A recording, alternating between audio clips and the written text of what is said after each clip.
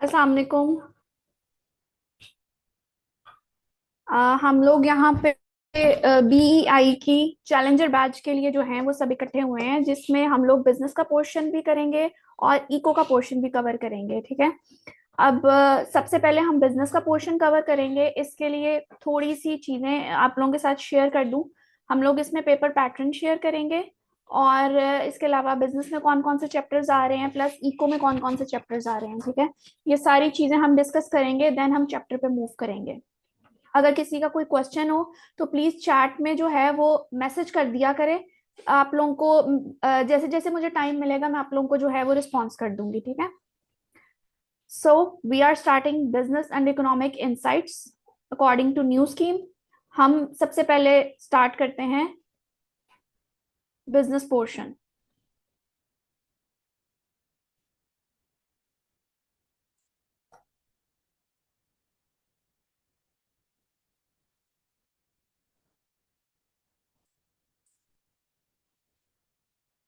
ये एक छोटा सा इंट्रोडक्शन है,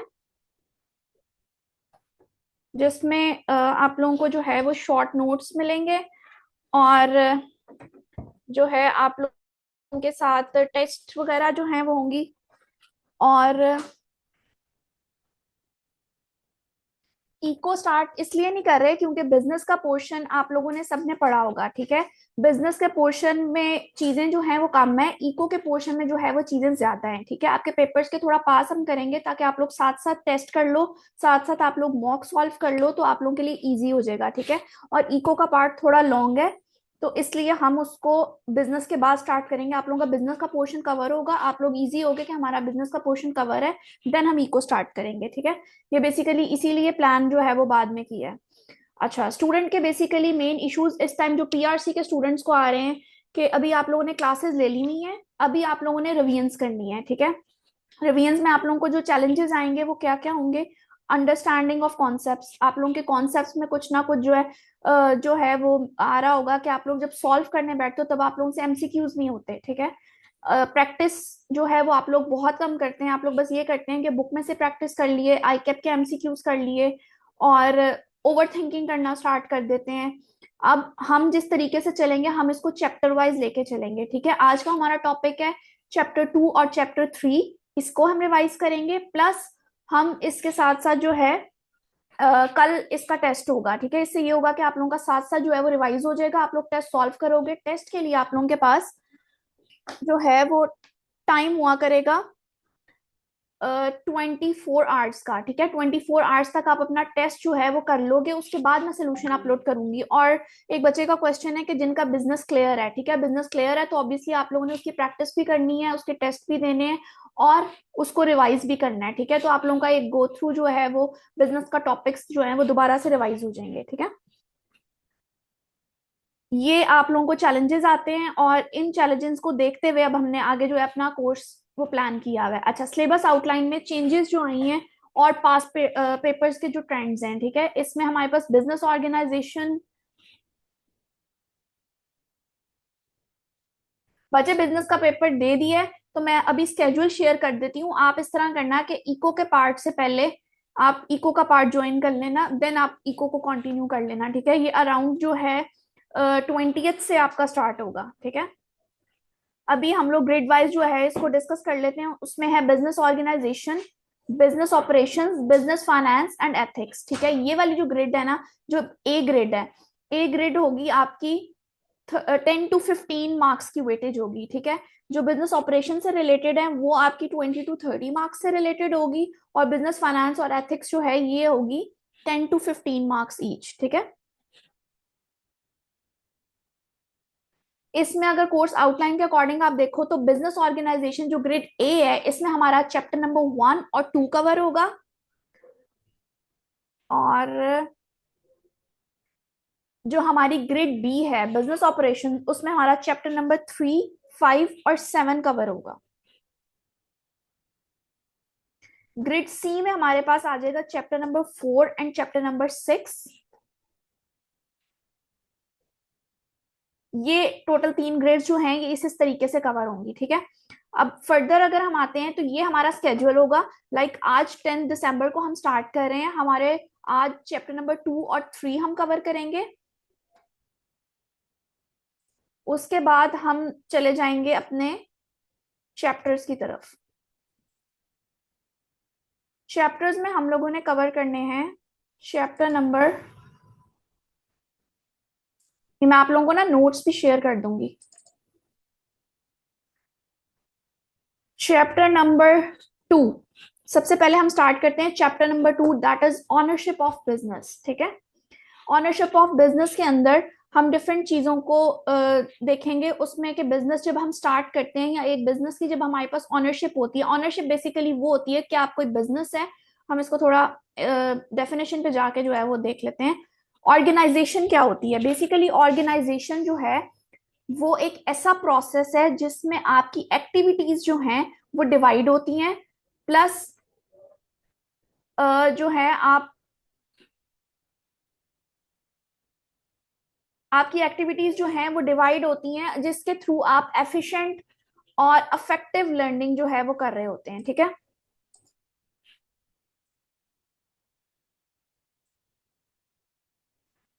हम अपने सिस्टम को अनेबल करने के लिए उसकी एक्टिविटीज को जो है वो डिवाइड करते हैं ताकि हम उसको एफिशिएंटली जो है वो परफॉर्म कर सकें, ठीक है। बच्चे जिन्होंने बिजनेस नहीं भी पढ़ा, अगर आप लोग रिवीजन के तौर पे इसको पढ़ लोगे, इन चैप्टर्स में थ्योरेटिकल पोर्शन है, इसमें आपको कोई ऐसी चीज नहीं है लाइक ग्राफ्स नहीं है, टेबल्स नहीं है, इस तरह की कोई चीज नहीं है। अगर आप इसको साथ साथ करते जाओगे, साथ साथ टेस्ट सॉल्व करते जाओगे, तो अभी भी आप इसको कर सकते हो इजी, कोई इतना मुश्किल नहीं है, कोई इसमें रॉकेट साइंस नहीं है, ठीक है। अभी हम ऑर्गेनाइजेशन की डेफिनेशन कर रहे हैं, मैं आपसे चैप्टर एंड पे पूछूंगी कि हाँ भाई आप लोगों को समझ आ गई है, आप लोग इसको अब गो थ्रू करो, उसके बाद हम नेक्स्ट चैप्टर पे जाएंगे, और उसके बाद जब कल इसका टेस्ट होगा आप एमसीक्यूज करोगे तो ऑब्वियसली आपका काफी पोर्शन जो है वो कवर हो जाएगा, ठीक है। हम डिस्कस कर रहे थे ऑर्गेनाइजेशन। ऑर्गेनाइजेशन जो है उसमें हम एक ऐसा प्रोसेस है जिसमें हम अपनी परफॉर्मेंस को बेटर करने के लिए अपनी एक्टिविटीज को जो है वो डिवाइड कर लेते हैं, ठीक है। और इसमें एक या एक से ज्यादा लोग जो हैं वो एक कॉमन एक्टिविटी और गोल्स को मद्देनजर रखते हुए जो हैं वो अपने गोल्स को अचीव कर रहे होते हैं, ठीक है, अपनी एक्टिविटीज को परफॉर्म कर रहे होते हैं। ऑर्गेनाइजेशन की कितनी टाइप्स होती हैं, ठीक है, ऑर्गेनाइजेशन की टाइप्स को हम डिस्कस करते हैं। इसमें हम ये डिस्कस करेंगे कि ऑर्गेनाइजेशन की टाइप्स जो हैं वो 3 तरह की होती हैं बेसिकली, ठीक है। पहली टाइप है सोल प्रोप्राइटर, ठीक है। सोल प्रोप्राइटर यानी कि आपका अपना बिजनेस, उसमें आप ही जितना प्रॉफिट है वो भी आपका और जितना लॉस है वो भी आपका, ठीक है। यानी कि सोल ट्रेडर्स जो अपना बिजनेस ओन स्टार्ट करते हैं। सेकेंड टाइप है बिजनेस पार्टनरशिप। पार्टनरशिप मतलब आपने अपने किसी फ्रेंड के साथ, अपने किसी फैमिली मेंबर के साथ थ्रू पार्टनरशिप जो है वो इसे जो है वो स्टार्ट की है बिजनेस को, ठीक है। तीसरी चीज होती है लिमिटेड कंपनीज, यानी कि आप एक कंपनी की फॉर्म में जो है वो मार्केट में इंट्रोड्यूस हो रहे हैं, अपनी ऑर्गेनाइजेशन जो है वो आप एज अ कंपनी जो है वो रजिस्टर्ड करवा रहे हैं, ठीक है। अब यहाँ पे आ जाते हैं, इसको हम एग्जाम्पल के थ्रू जो है वो देखते हैं। उसमें ये है कि यहाँ पे 3 तरह की चीजें लिखी हुई हैं, ठीक है। फॉर एग्जाम्पल 3 तरह की एक्टिविटीज हैं और 3 तरह के लोग हैं, ठीक है। अब आपने क्या करना है कि आपने इसको ये यहाँ से एग्जाम्पल से आप समझ लो ताकि आपको कॉन्सेप्ट क्लियर हो जाए। इसमें हमारे पास 3 तरह की एक्टिविटीज हैं, एक है वुड कटिंग, सेकेंड है हंटिंग और तीसरी है कुकिंग, ठीक है। अब यहाँ पे ये होगा कि तेज रफ्तार एक पर्सन है, तलवार दूसरा पर्सन है, टोट का यार तीसरा पर्सन है, ठीक है। अब टोटल आवर्स कितने इसमें हमें रिक्वायर्ड है? टोटल 9 आवर्स रिक्वायर्ड है, ठीक है। अब हमने तीनों को इकट्ठे एक जंगल में भेजा और उन्हें कहा कि आपकी ये एक्टिविटीज हैं, एक्टिविटीज डिवाइड करके बता दिया कि आपने वुड कटिंग करनी है, फिर आपने हंटिंग करनी है, फिर आपने कुकिंग करनी है, ठीक है। सबसे पहले तेज रफ्तार गया, उसने 3 आवर्स में जो है वो वुड कटिंग का प्रोसेस कंप्लीट किया। फिर उसके बाद उसने हंटिंग जो है वो 2 आवर्स में कंप्लीट की। तीसरे नंबर पे थी कुकिंग। कुकिंग जो है उसने 4 आवर्स में कंप्लीट की, टोटल हो गए 9 आवर्स। अब इसी तरह दूसरा पर्सन गया, उसके पास भी वही 3 एक्टिविटीज थी, उसको वुड कटिंग में लगे 2 घंटे और हंटिंग में लगे 4 घंटे और कुकिंग में लगे 3 घंटे, ठीक है। अब इनमें से कोई एक पर्सन एक चीज में स्पेशलाइज होगा। लाइक हमने जब ड्यूटीज या एक्टिविटीज को डिवाइड करना है तो हमने उसमें से ये देखना है कि हम जो है वो कौन सा पर्सन किस चीज में स्पेशलाइज है, ताकि हम उसको वो वाला टास्क दें और दूसरा टास्क जो है वो किसी ऐसे पर्सन को दे जो उस एक्टिविटी में स्पेशलाइज है, ठीक है। अब दूसरा पर्सन था तलवार। तलवार ने क्या किया, तलवार ने वुड कटिंग की 2 घंटे में, हंटिंग की 4 घंटे में, कुकिंग की 3 घंटे में, ठीक है। अब इसी तरह थर्ड पर्सन गया, थर्ड पर्सन ने सबसे ज्यादा आवर्स लगाए वुड कटिंग में, उससे कम उसे लगे हंटिंग में और सबसे कम उसे लगे कुकिंग में, ठीक है। अब अगर हम एक्टिविटी वाइज इनको डिवाइड करें तो हम इसमें देखेंगे कि जो तेज रफ्तार है उसको सबसे कम टाइम किस एक्टिविटी में लगा है, उसको सबसे कम टाइम लगे हंटिंग में, ठीक है। दूसरा पर्सन, उसको सबसे कम टाइम किस में लगा है, उसको लगा है वुड कटिंग में। तीसरे पर्सन को सबसे कम टाइम किस में लगा है, कुकिंग में। यानी कि तेज रफ्तार को एक्टिविटी मिलेगी हंटिंग की, तलवार को मिलेगी वुड कटिंग की और टोटका यार को मिलेगी कुकिंग की, ठीक है। इस तरीके से हम अपनी एक्टिविटीज को, जहां पे जो मैंने डेफिनेशन एक्सप्लेन की है कि हम अपनी एक्टिविटीज को डिवाइड करते हैं टू परफॉर्म द टास्क या to enable a system in efficient and effective manner. ये उसकी एग्जाम्पल है, इसका आप लोग स्क्रीनशॉट लेना चाहो तो ले सकते हो, ताकि आप लोगों को ये एग्जाम्पल के थ्रू जो है ये डेफिनेशन याद रहे, ये आपके एमसीक्यूज में टेस्ट हो सकती है। इसके बाद हम बात कर रहे हैं कि types of business, types of organisation, sorry, types of organisation में हमने डिस्कस किया कि 3 तरह की टाइप्स होती हैं, sole traders, partnerships, limited companies, ठीक है। तीसरी जो है वो होती है क्लब एंड सोसाइटीज, जो ये 4th नंबर पे आप लोगों को शो हो रहा है। क्लब एंड सोसाइटीज बेसिकली उनका एक कॉमन सा पर्पज होता है, कॉमन सा इंटरेस्ट होता है, ठीक है। और फॉर एग्जाम्पल आप एग्जाम्पल ले लो कि आप लोग यहाँ डिफरेंट क्लब्स होते हैं, डिफरेंट सोसाइटीज के अंदर क्लब्स बने होते हैं, उसकी आप मेंबरशिप लेते हो, ठीक है। तो वो उसका कोई इतना कोई खास पर्पज नहीं होता, वो जस्ट एक कॉमन इंटरेस्ट के लिए जो है वो आपने सोसाइटी जो है वो ज्वाइन की होती है या वो क्लब जो है वो आपने ज्वाइन किया होता है। इसके बाद आता है उसमें आप लोग मेंबरशिप की सब्सक्रिप्शन भी दे रहे होते हैं, ठीक है। इसके बाद हम डिस्कस करते हैं इसको वन बाय वन। दूसरी चीज है यहाँ पे नॉट फॉर प्रॉफिट ऑर्गेनाइजेशन। पहली चीज हमने क्या डिस्कस की, बिजनेस ऑर्गेनाइजेशन। उसके अंदर था सोल प्रोप्राइटर है बिजनेस ऑर्गेनाइजेशन में, या फिर पार्टनरशिप है, या फिर लिमिटेड कंपनीज है। सेकंड नंबर पे आती है नॉट फॉर प्रॉफिट ऑर्गेनाइजेशन। इसमें हमारे पास आ जाते हैं कुछ ऐसे इदारे जो नॉन गवर्नमेंट हो यानी कि एनजीओज, या कुछ ऐसे इदारे जो पब्लिक से रेलिवेंट हो यानी कि गवर्नमेंट के डिपार्टमेंट्स, ठीक है, जिनको गवर्नमेंट फंड कर रही है।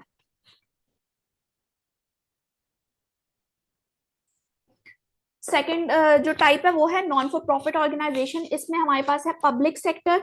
पब्लिक सेक्टर के अंदर आ जाता है गवर्नमेंट डिपार्टमेंट्स जो जिसको गवर्नमेंट फंड कर रही होती है। और दूसरे नंबर पे है नॉन गवर्नमेंट ऑर्गेनाइजेशन यानी कि एनजीओज, जिनको जो है पार्शली और होली बेसिस के ऊपर जो है वो फंडेड होते हैं टोटली, ठीक है, यानी कि चैरिटीज वगैरह जैसे होती हैं।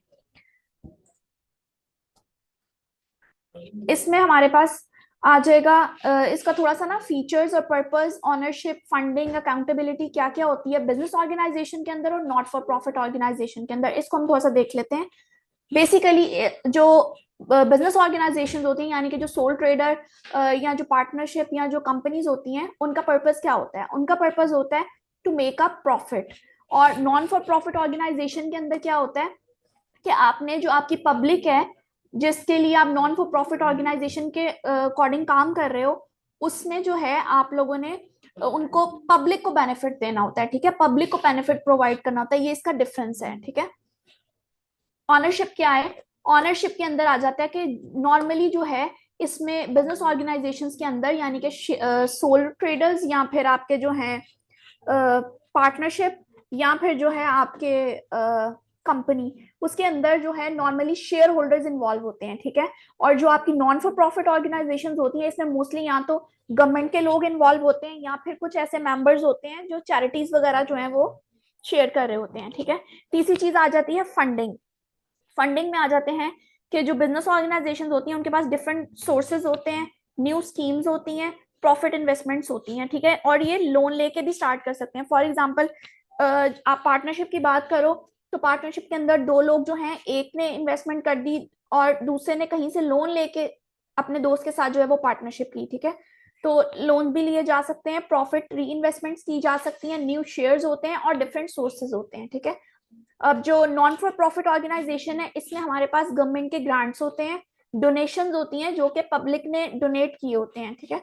अकाउंटेबिलिटी, अकाउंटेबिलिटी की अगर हम बात करें, जो इसमें अकाउंटेबल लोग होते हैं वो होते हैं बेसिकली ऑनर्स।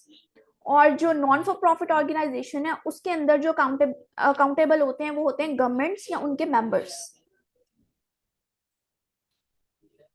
अब हम करते हैं इसको डिस्कस के बेसिकली फीचर्स ऑफ कंपनी क्या होते हैं, ठीक है। सबसे पहले हम शेयर करेंगे कि हाँ सोल ट्रेडर्स क्या होते हैं, या इनको सोल प्रोप्राइटर भी कहा जाता है। आपको पेपर के अंदर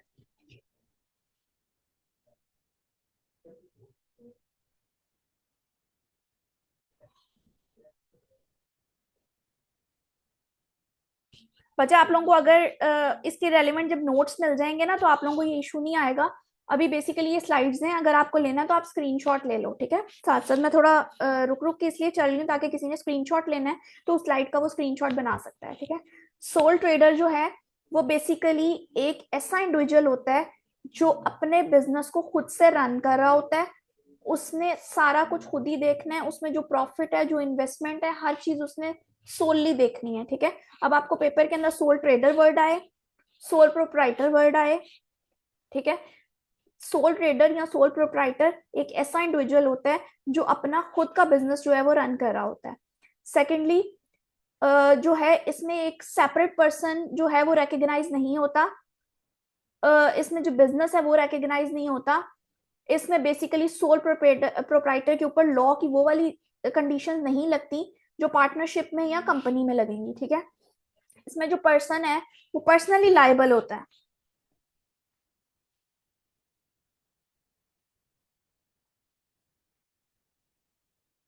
एक मिनट मैं इसको ना कर देती हूँ। आप शो हो रही है?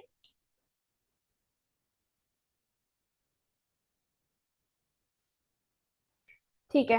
अच्छा, सोल ट्रेडर को हम डिस्कस कर रहे थे, उसमें ये था कि सोल प्रोप्राइटर या सोल ट्रेडर जो है वो ऐसा इंडिविजुअल होता है जो अपना खुद का बिजनेस रन कर रहा होता है, ठीक है। और लॉ की कंडीशंस उसके ऊपर बहुत ज्यादा एप्लीकेबल नहीं होती। और जो पर्सन है वो पर्सनली लायबल होता है, सारे डेट्स, बिजनेस के जितने भी डेट्स होते हैं उन सबके लिए पर्सनली लायबल होता है, ठीक है। सेकंड पे आता है पार्टनरशिप। पार्टनरशिप को हम देखें तो ये एक या एक, ऑब्वियसली एक तो होगा नहीं, एक जो होता है वो होता है सोल ट्रेडर। इसमें होते हैं दो या दो से ज्यादा लोग, ठीक है। अब ये ग्रुप ऑफ इंडिविजुअल्स होते हैं जो बिजनेस को रन कर रहे होते हैं। Partnership business is not recognise as a person by law, ठीक है। जब एक पर्सन उसको नहीं ओन कर रहा, एक से ज्यादा लोग रन कर रहे हैं, तो फिर जो बाय लॉ है वो एज अ पर्सन रिकग्नाइज नहीं होगा, वो एज अ पार्टनरशिप बिजनेस जो है वो रिकग्नाइज होगा, ठीक है। और यहाँ पे जो पार्टनर्स हैं वो पर्सनली लायबल होंगे, यानी कि ज्वाइंटली लायबल होंगे हर चीज के लिए, डेट्स के लिए भी, प्रॉफिट के लिए भी, लॉस के लिए भी, ठीक है।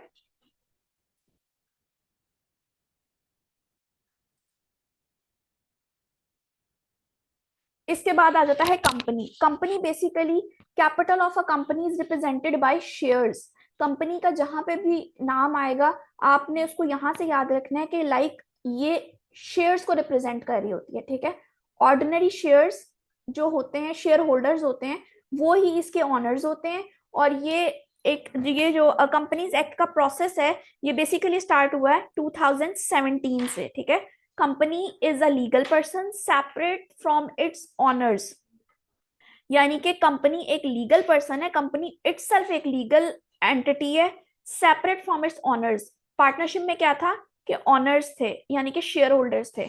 इसमें क्या है, इसमें है कि कंपनी जो है वो एक लीगल पर्सन है इटसेल्फ और separate from its honours, honours के साथ उसका ताल्लुक नहीं है।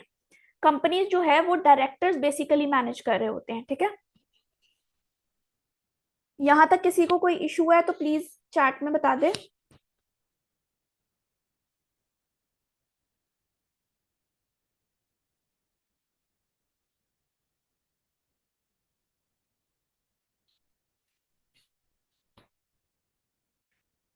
ठीक है, लगता है किसी को कोई इशू नहीं है। अब हम इसको देखेंगे कि डिस्टिंग्विश फीचर्स क्या होती हैं कंपनी की। ठीक है, सेपरेट लीगल पर्सनालिटी होती है। उसमें यह है कि company can enter into the contracts with other persons. ठीक है, क्योंकि ये पार्टनरशिप नहीं है, क्योंकि ये सोल प्रोप्राइटर नहीं है, तो कंपनी जो है वो डिफरेंट कॉन्ट्रैक्ट्स में डिफरेंट लोगों के साथ एंटर हो सकती है। ठीक है, कंपनी के अपने एसेट्स होते हैं। कंपनी पर्सनली लायबल होती है टू पे टैक्स ऑन इट्स इनकम, यानी कि कंपनी जो है वो इटसेल्फ एक खुद एंटिटी है, तो वो पर्सनली लायबल होगी टैक्सेस के लिए जो उसने अपनी इनकम के ऊपर या अपने प्रॉफिट्स के ऊपर जो है वो पे करने हैं। ठीक है, इसकी जो लाइबिलिटी होती है वो लिमिटेड होती है। सॉरी, लाइबिलिटी ऑफ ऑनर्स जो है फॉर द डेट ये लिमिटेड अमाउंट होती है अब उसकी इन्वेस्टमेंट की। ठीक है, तो ये एक लिमिटेड लाइबिलिटी होती है। अब आप लोगों ने इसको as a MCQ point of view याद रखना है कि कंपनी जो है वो डिफरेंट कॉन्ट्रैक्ट्स में एंटर हो सकती है। सेकंड, कंपनी के अपने एसेट्स होते हैं।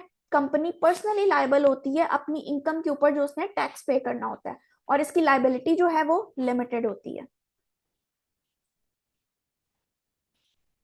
Transfer of ownership and perpetual succession. ठीक है, इसमें क्या होता है कि इसमें एक कोई भी लीगल पर्सन है can own the shares in the company, even another company can own shares. ठीक है, मतलब इसमें जो लीगल पर्सन होता है वो जो है वो शेयर्स को ऑन कर सकता है कंपनी में, इवन वो किसी और कंपनी में भी अपने शेयर जो है वो ऑन कर सकता है। ठीक है, share holders transfer their shares in the ownership of the company to someone else. यहाँ पे अपने जो शेयर होल्डर्स हैं वो अपनी ऑनरशिप जो है वो ट्रांसफर भी कर सकते हैं। कंपनी जो है वो एग्जिस्ट की तरफ भी जा सकती है due to change of ownership. ठीक है, इससे जो उसके लीगल स्टेटस होगा उस पर कोई इफेक्ट नहीं आएगा। कंपनी अगर ट्रांसफर कर रही है, कंपनी अगर अपनी ऑनरशिप को चेंज कर रही है, इसका अफेक्ट लीगल स्टेटस के ऊपर नहीं आएगा। अब यहाँ पे कंपनी की कितनी टाइप्स होती हैं इनको डिस्कस कर लेते हैं। कंपनी बेसिकली क्या है, सबसे पहले तो आपने डेफिनेशन याद रखनी है। Company form and registered under the act और द कंपनी लॉ। ठीक है, कंपनी लॉ क्या है? कंपनी लॉ कंपनीज ऑर्डिनेंस 1984 के अकॉर्डिंग है, और ये जो कंपनीज ऑर्डिनेंस है ये 2016 में आया था, और इसमें जो है फर्दर कॉन्टेक्स्ट जो है वो प्रोवाइड किए गए हैं। ठीक है, अब कंपनीज जो लिमिटेड शेयर्स, कंपनीज जो होती हैं वो कुछ लिमिटेड बाय शेयर्स होती हैं, कुछ लिमिटेड बाय गारंटी होती हैं, और कुछ अनलिमिटेड कंपनीज होती हैं। ठीक है, उसमें कुछ डिफरेंट चीजें आ जाती हैं, वो भी हम डिस्कस करते हैं। कंपनी बाय शेयर्स में क्या होता है? Liability of its members is limited. ठीक है, by the memorandum if any remaining unpaid on the shares respectively held by them. ठीक है, इसमें जो लाइबिलिटी है मेंबर्स की वो क्या होती है? लिमिटेड होती है। इसके बाद आ जाता है कि limited companies limited by guarantee. Guarantee में क्या होता है कि लाइबिलिटी ऑफ ऑनर जो है वो लिमिटेड होती है to the amount member guarantee to contribute in the event that the company goes into the liquidation. इसमें जो गारंटीड लोग होते हैं ना, उनकी कंट्रीब्यूशन जो है वो बेसिकली जो है अनलिमिटेड होगी जब कंपनी लिक्विडेशन की फॉर्म में जाएगी, लेकिन जो ऑनर्स की लाइबिलिटी है वो यहाँ पे लिमिटेड होती है गारंटी की सिचुएशन में। द कंपनी मे और may not have share capital. ठीक है, अगर वो लिक्विडेशन की फॉर्म में जाएगी तो कंपनी के पास या तो शेयर कैपिटल जो है वो होगा, या हो सकता है और नहीं भी हो सकता। दूसरी चीज, कंपनी हैव शेयर कैपिटल और liability shall also include the unpaid shares। ठीक है, if any। ये थोड़ा ट्रिकी पॉइंट है, इसको थोड़ा डिस्कस कर लेते हैं। Company has share capital, company के पास शेयर कैपिटल है, लेकिन liability shall also include the amount unpaid on shares। ठीक है, लाइबिलिटी इंक्लूड करेगी अनपेड अमाउंट जो कि उसके शेयर्स अगर कोई हैं तो उसके ऊपर, यानी कि उसका कोई शेयर कैपिटल है तो उसके ऊपर। अनलिमिटेड कंपनीज, अनलिमिटेड कंपनीज क्या है? ये बेसिकली एडवांटेज है एक नॉर्मल कंपनी का, एक्सेप्ट दैट कि जो लाइबिलिटी है मेंबर्स की वो लिमिटेड ना हो, ठीक है। इसमें क्या क्या आ जाएगा, इसमें हमारे पास पब्लिक कंपनीज आ जाएंगी, यानी कि वो कंपनीज जो कि प्राइवेट नहीं है, ठीक है, पब्लिकली रिकग्नाइज, वो होता है ना पीएलसी और पीवीटी, पीएलसी की बात हो रही है, पब्लिक कंपनी। लिस्टेड कंपनीज कौन सी होंगी, whose securities are listed on stock exchange and are traded on it, ठीक है, जिसकी जो स्टॉक एक्सचेंज में सिक्योरिटीज हैं वो लिस्टेड होंगी, यानी कि लिस्ट हुई होंगी और वो ट्रेड कर रहे होंगे। अनलिस्टेड कंपनीज क्या है, जिनकी जो सिक्योरिटीज हैं वो लिस्टेड नहीं होती स्टॉक एक्सचेंज में। एक होता है कि स्टॉक एक्सचेंज में आपकी प्रेजेंस है या आपने अपने जो सिक्योरिटीज हैं वो लिस्ट करवाई नहीं है, ठीक है, तो वो शो हो रही है वहां पे। अगर वो शो हो रही है तो वो लिस्टेड कंपनी कहलाएगी, अगर वो शो नहीं हो रही तो अनलिस्टेड कंपनी। अब यहाँ पे हम डिस्कस करते हैं कि प्राइवेट कंपनी क्या होती है, ठीक है। Single member company which consist of a single member who is director of the company. अच्छा, सिंगल मेंबर कंपनी क्या होगी, जो अकेला मेंबर जो है उस कंपनी का डायरेक्टर है, ठीक है, ये हो जाएगी हमारी private company. Other private companies, other private companies में क्या आ जाएगा, company can registered by at least 2 members, ठीक है। और मैक्सिमम नंबर क्या है, ये आप लोग एमसीक्यू पॉइंट ऑफ व्यू से नोट कर लो कि company can registered, private company नहीं, प्राइवेट कंपनी के अलावा company can be registered by at least 2 members, और वो रिस्ट्रिक्ट करती है मैक्सिमम मेंबर्स को जो कि 50 होंगे, ठीक है। और उन मेंबर्स के लिए क्या है, jointly hold shares shall be counted as one, ठीक है। इसमें 50 मेंबर्स हो सकते हैं, मिनिमम 2 और maximum 50। Right to transfer the share जो है बाय इट्स मेंबर्स, राइट होगा कि मेंबर्स जो हैं वो अपने शेयर्स को जो है वो ट्रांसफर कर सकते हैं। Invitation of subscription to general public, ये for its shares and debentures, ठीक है।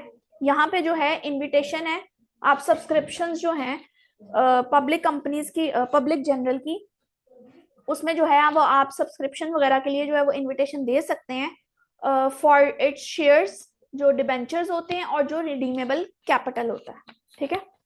इसको आप लोगों ने सिर्फ प्राइवेट कंपनी याद रखनी है, प्लस इसमें कंपनी रजिस्टर्ड के लिए कितने मेंबर्स मिनिमम होने चाहिए और मैक्सिमम कितने होने चाहिए, ठीक है। बाकी रीडिंग मटेरियल है वो आप लोग रीड कर लीजिएगा।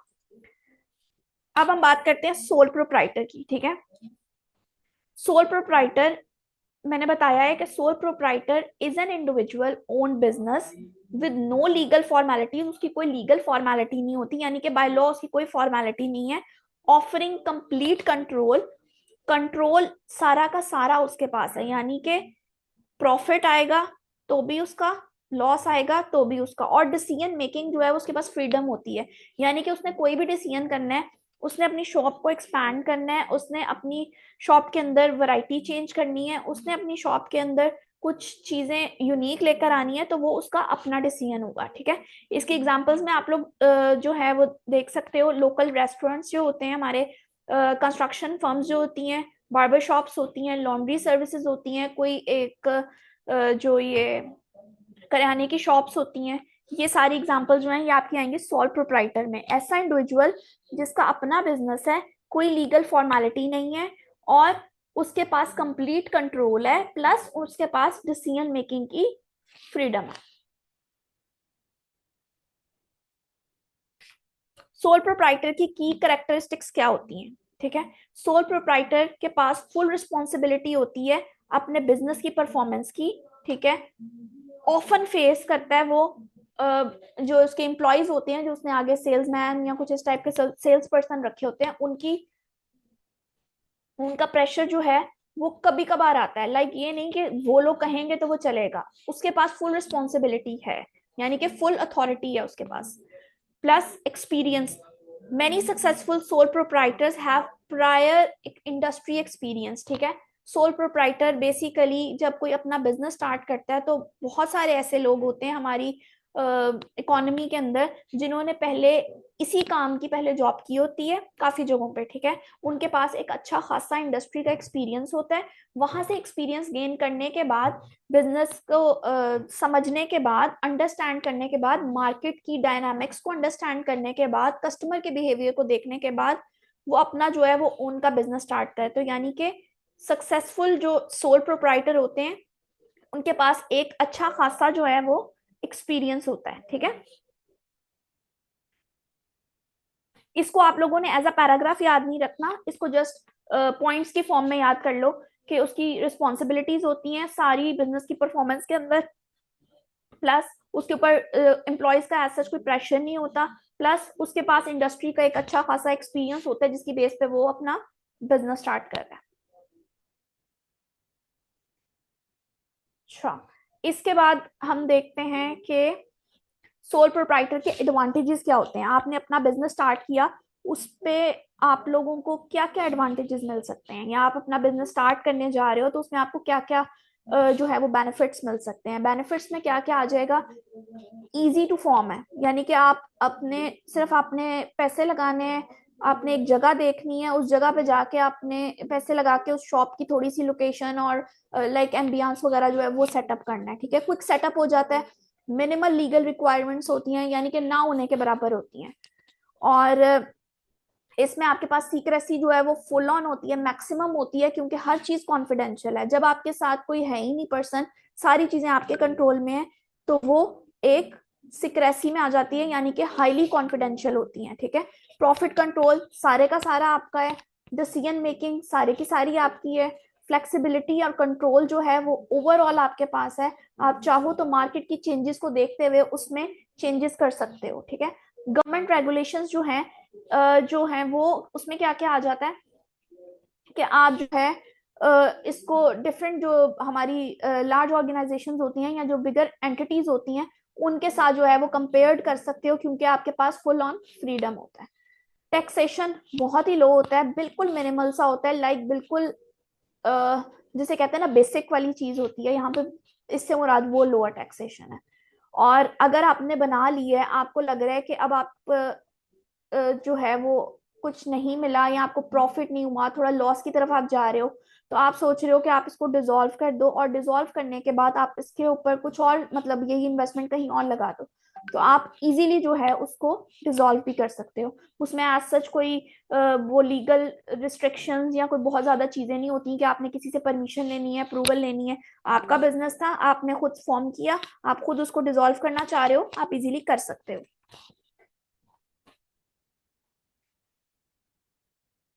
इसके डिसएडवांटेजेस भी होते हैं, ठीक है। ऑब्वियसली अगर फॉर्म करना इतना आसान है तो हर चीज इतनी आसान तो नहीं होती, उससे कुछ डिसएडवांटेजेस भी होंगे। अब डिसएडवांटेजेस अगर आप देख लेते हैं तो आपको फंड रेजिंग के अंदर कुछ चैलेंजेस जो हैं वो फेस करने पड़ सकते हैं। आपके पास जो स्किल्स है, ठीक है, यानी कि जो आपने जॉब से सीखा आपने सिर्फ उसी पे लगा दिया। फिलहाल आप जिस जगह पे बैठे हो या जो मार्केट की डायनामिक्स चल रही है उसके अकॉर्डिंग आपकी स्किल्स जो हैं वो लिमिटेड होंगी, ठीक है। यानी कि आपकी जो स्किल्स हैं वो इतनी लिमिटेड होंगी कि आप उसमें कोई डाइवर्सिफिकेशन जो है वो करंटली नहीं कर पाओगे।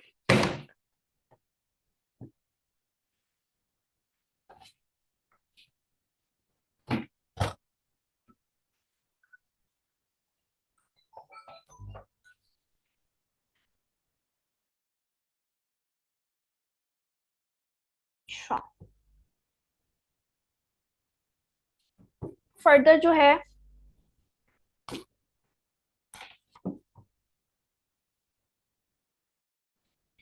फर्दर इसमें आपको किस किस चीज में जो है वो चैलेंजेस आ सकते हैं, या आपको एज एन जो है सोल प्रोप्राइटर किस किस चीज को फेस करना पड़ सकता है। सबसे पहले हमने डिस्कस किया कि आपकी लाइबिलिटी अनलिमिटेड होगी, ठीक है।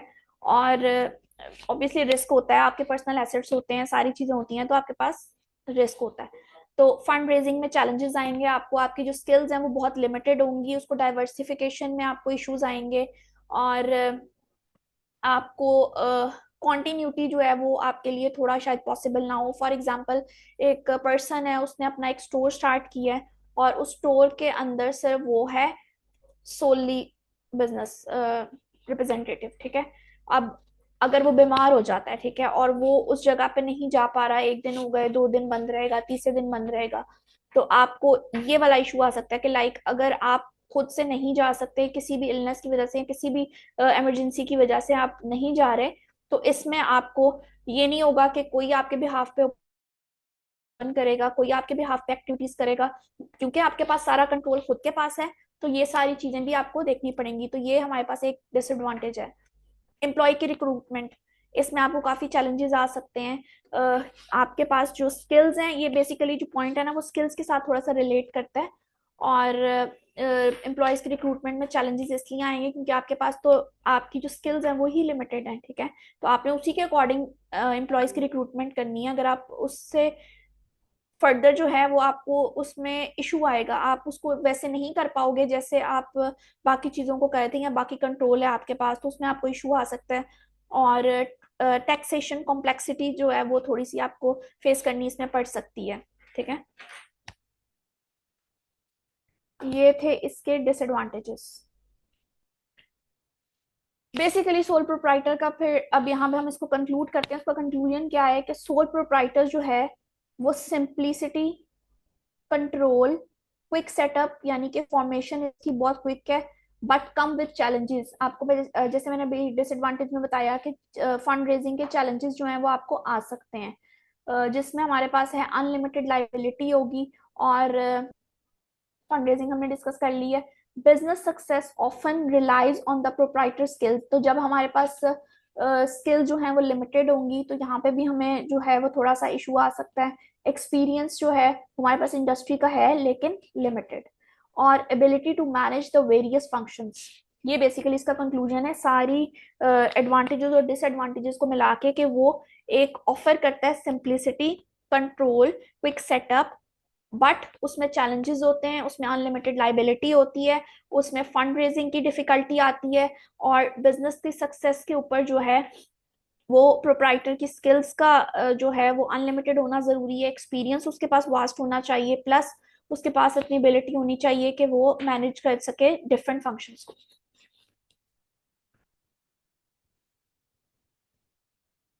सोल प्रोप्राइटर में किसी को कोई इशू है तो आप लोग जो हैं वो इनबॉक्स कह रही हूँ, चैट में जो है वो रेज कर सकते हैं क्वेश्चन, ताकि हम उसको डिस्कस कर लें।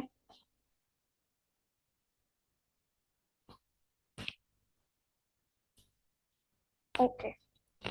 अच्छा, पार्टनरशिप सेकंड हमारा था टाइप पार्टनरशिप। पार्टनरशिप बेसिकली तीन तरह की होती है। पार्टनरशिप होती है, एक जनरल पार्टनरशिप होती है, एक लिमिटेड पार्टनरशिप होती है, और एक लिमिटेड लाइबिलिटी पार्टनरशिप होती है जिसको हम एलएलपी बोलते हैं। बेसिकली जो जनरल पार्टनरशिप होती है वो कंप्लीट शेयरिंग बेसिस पे होती है, ठीक है। यानी कि सब जो हमारे पार्टनर्स होते हैं उनमें इक्वली जो है वो चीजें डिवाइड हो रही होती हैं। कंप्लीट शेयरिंग से मुराद है यहाँ पे कि प्रॉफिट भी जितना एक को मिल रहा है उतना ही बाकी दो को भी मिल रहा है, और जितना लॉस है वो एक के लॉस है तो वो बाकी दोनों का भी उतना ही लॉस है। सेकंड आ जाता है इसमें लिमिटेड पार्टनरशिप। इसके अंदर इन्वॉल्व होता है एक जनरल पार्टनर जिसकी लाइबिलिटी अनलिमिटेड हो, और बाकी लिमिटेड पार्टनर्स जिनकी लाइबिलिटी जो है वो रिस्ट्रिक्टेड हो उनकी इन्वेस्टमेंट के साथ, ठीक है। लिमिटेड पार्टनरशिप क्या होती है, जिसमें एक जनरल पार्टनर हो और अनलिमिटेड पार्टनरशिप, अनलिमिटेड लाइबिलिटी हो, और जो है लिमिटेड पार्टनर हो whose liability is restricted with their investment. और लिमिटेड लाइबिलिटी पार्टनरशिप क्या होती है कि जनरल पार्टनरशिप की तरह बेसिकली ये होती है जिसमें पार्टनर्स जो हैं वो रिस्पॉन्सिबल नहीं होते डेट्स के या लाइबिलिटीज के। अब इसकी फॉर्मेशन और इसके एग्रीमेंट की तरफ आ जाते हैं। बेसिकली इसका जो पार्टनर्स हैं वो एग्री करते हैं ओरली या राइटिंग फॉर्म में भी कर लेते हैं अपनी प्रॉफिट एंड लॉस की शेयरिंग। रिटन पार्टनरशिप एग्रीमेंट जो है वो आउटलाइन कर रहा होता है कि क्या कंडीशंस होंगी, पर्पसेस क्या होंगे, कॉन्ट्रीब्यूशंस क्या होंगे, रिस्पॉन्सिबिलिटीज क्या होंगी, और कंपनसेशन क्या होगी। ये सारी चीजें जो हैं वो एग्रीमेंट में जो है वो एग्री की जाएंगी। इसके बाद अब जैसे सोल प्रोप्राइटर के एडवांटेजेस थे, इसके भी कुछ एडवांटेजेस हैं लेकिन थोड़े से इसमें चेंजेस हैं। क्या चेंजेस है उसमें, सोल प्रोप्राइटर था, सारा कंट्रोल उसके पास था, जो है सारी डिसीजन मेकिंग वो इजीली कर सकता था, उसके पास जो है वो इंडस्ट्री का एक्सपीरियंस था, ये सारी चीजें थी। अब अगर पार्टनरशिप की बात करें तो पार्टनरशिप में भी जो है वो फॉर्मेशन इजी है, सिंपल सेटअप है, और थोड़ी सी लेस कॉम्प्लिकेशंस हैं लॉ बाय लॉज, ठीक है, लेकिन पार्टनरशिप एग्रीमेंट के साथ। फंड रेजिंग अवेलेबिलिटी जो है इसमें ये इसका एडवांटेज है। क्या एडवांटेज है कि क्योंकि वो पार्टनरशिप के थ्रू जो है वो डाइवर्स स्किल्स की तरफ जा सकता है, यानी कि डाइवर्सिफिकेशन की तरफ जा सकता है, मजीद स्किल्स को जो है वो अपनी डाइवर्स कर सकता है। और इसमें जो है वो अपनी अफेक्टिव जो है अपनी अफेक्टिव जो परफॉर्मेंस है उसको इंक्रीज कर सकता है, ठीक है। तीसरी चीज आ जाती है कंबाइंड नॉलेज। नॉलेज जो है पार्टनरशिप का वो कंबाइंड होता है। और चौथा है फ्लेक्सिबिलिटी। फ्लेक्सिबिलिटी होती है क्विक डिसीजन में, यानी कि तीन लोग बैठे और डे टू डे ऑपरेशन रोज के रोज जो है वो डिस्कस होते गए।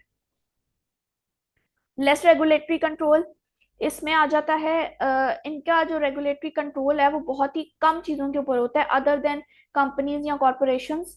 उसकी निस्बत जो है इनका रेगुलेटरी कंट्रोल जो है वो थोड़ा कम होता है।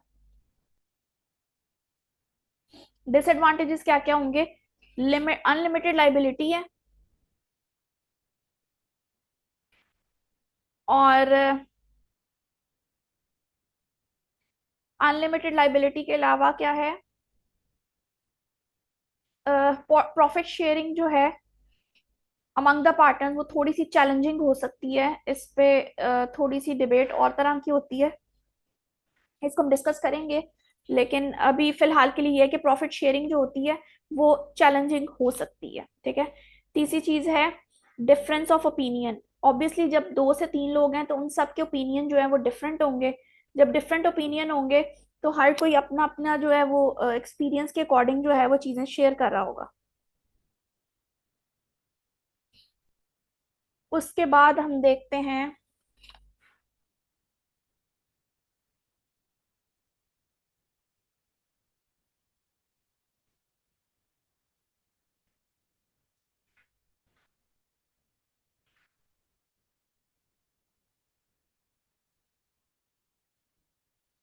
अच्छा, डिसएडवांटेजेस हो गए और एडवांटेजेस हो गए। अब हम देखते हैं कि पार्टनरशिप का क्या कंक्लूजन है। जैसे सोल प्रोप्राइटर का था, इसका क्या है? While partnership offers the advantages like easy formation है, फंड रेजिंग आसान है, कंबाइंड स्किल्स हैं, चैलेंजेस जो हैं वो अनलिमिटेड हैं, और प्रॉफिट शेयरिंग जो है यहाँ पे ये थोड़ी सी कॉम्प्लेक्सिटी जो है वो कर सकती है। Plus potential disagreements. प्लस जैसे हमने सोल प्रोप्राइटर में डिस्कस किया था कि आपकी जो वो है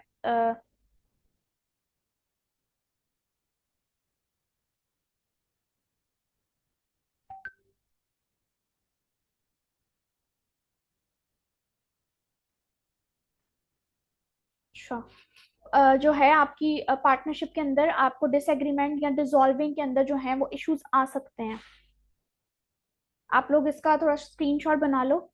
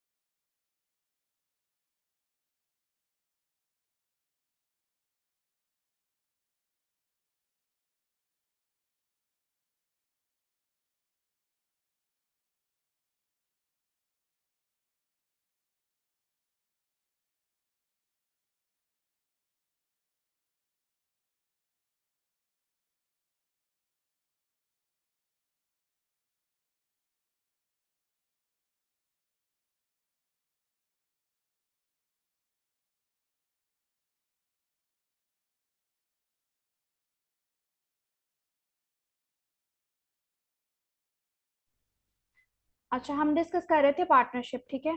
पार्टनरशिप में हमने एडवांटेजेस देखे, हमने उसमें डिसएडवांटेजेस देखे, प्लस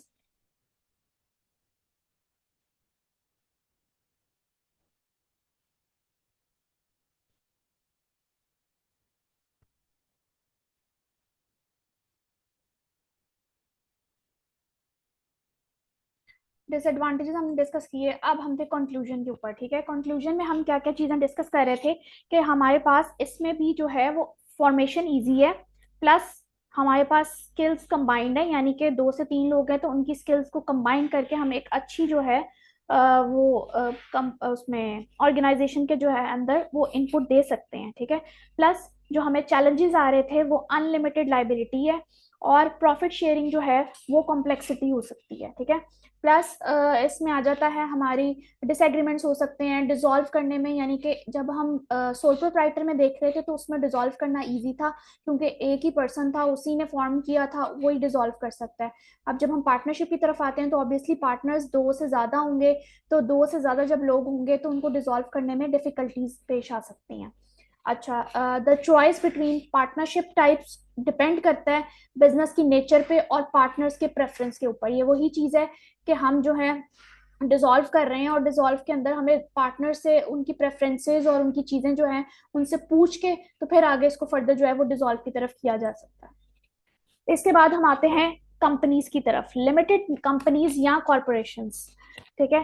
कंपनीज बेसिकली एक सेपरेट लीगल एंटिटी होती है, इसको हमने स्टार्टिंग में भी डिस्कस किया था कि इसमें जो है ये सेपरेट लीगल एंटिटी होती है, ऑनर्स से बिल्कुल सेपरेट होती है, और इसमें सारे ऑनर्स जो हैं वो एक लिमिटेड लाइबिलिटी जो है वो जो है उसकी फ्रीडम या उसको इंजॉय कर रहे होते हैं, ठीक है।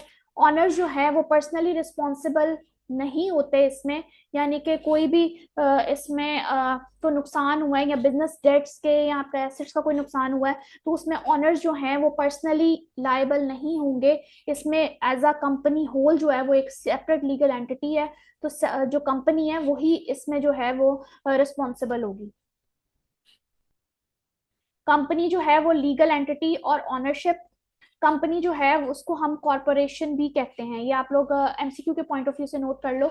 इसको वो थोड़ा सा एक्सटेंडेड फॉर्म में पूछ सकता है कि कंपनीज का दूसरा नाम क्या है या कुछ इस टाइप का एमसीक्यू, ठीक है। और ये एक ऐसी लीगल एंटिटी है जो गवर्नमेंट के रेगुलेशंस को फॉलो करते हुए जो है वो क्रिएट की जाती है। उसके बाद आ जाता है ऑनर्स जो हैं वो शेयर ऑफ स्टॉक परचेज कर रहे होते हैं, बिकमिंग स्टॉक होल्डर्स, ठीक है। और प्राइवेट लिमिटेड कंपनीज जो होती हैं उसमें उनकी ऑनरशिप जो है वो बहुत ही रिस्ट्रिक्टेड होती है, और जो पब्लिक होती है वो बेसिकली अलाउ कर सकती है कि वो अपने शेयर्स को जो है वो बेच भी सकती है और परचेज भी कर सकते हैं। Separate legal entity, limited companies या कॉरपोरेशंस, यहाँ पे भी लिखा हुआ है ना कि लिमिटेड कंपनीज जो हैं उनको कॉरपोरेशंस भी कहा जाता है। तो इसमें क्या क्या होता है, इसमें स्टॉक होल्डर्स होते हैं, इसमें हमारे डायरेक्टर्स होते हैं और हमारी मैनेजमेंट होती है। स्टॉक होल्डर्स बेसिकली वो लोग होते हैं जो बेसिकली ऑनर्स होते हैं, ठीक है। और जो डायरेक्टर्स होते हैं वो बेसिकली उनको मैनेज करने के लिए इलेक्ट हुए होते हैं by the corporation, by the sorry stake holders, ताकि वो अपने गोल्स को सेट कर सकें और ऑपरेशंस को जो है वो ओवरलुक कर सकें। और इसके अलावा जो मैनेजमेंट होती है और उसमें हमारे आ जाते हैं सीएफओ और सीईओ वगैरह, जो कॉर्पोरेट ऑफिसर्स होते हैं वो इसमें इलेक्ट होते हैं बाय बोर्ड, ताकि वो अपने गोल्स को जो है वो इजीली अचीव कर सकें।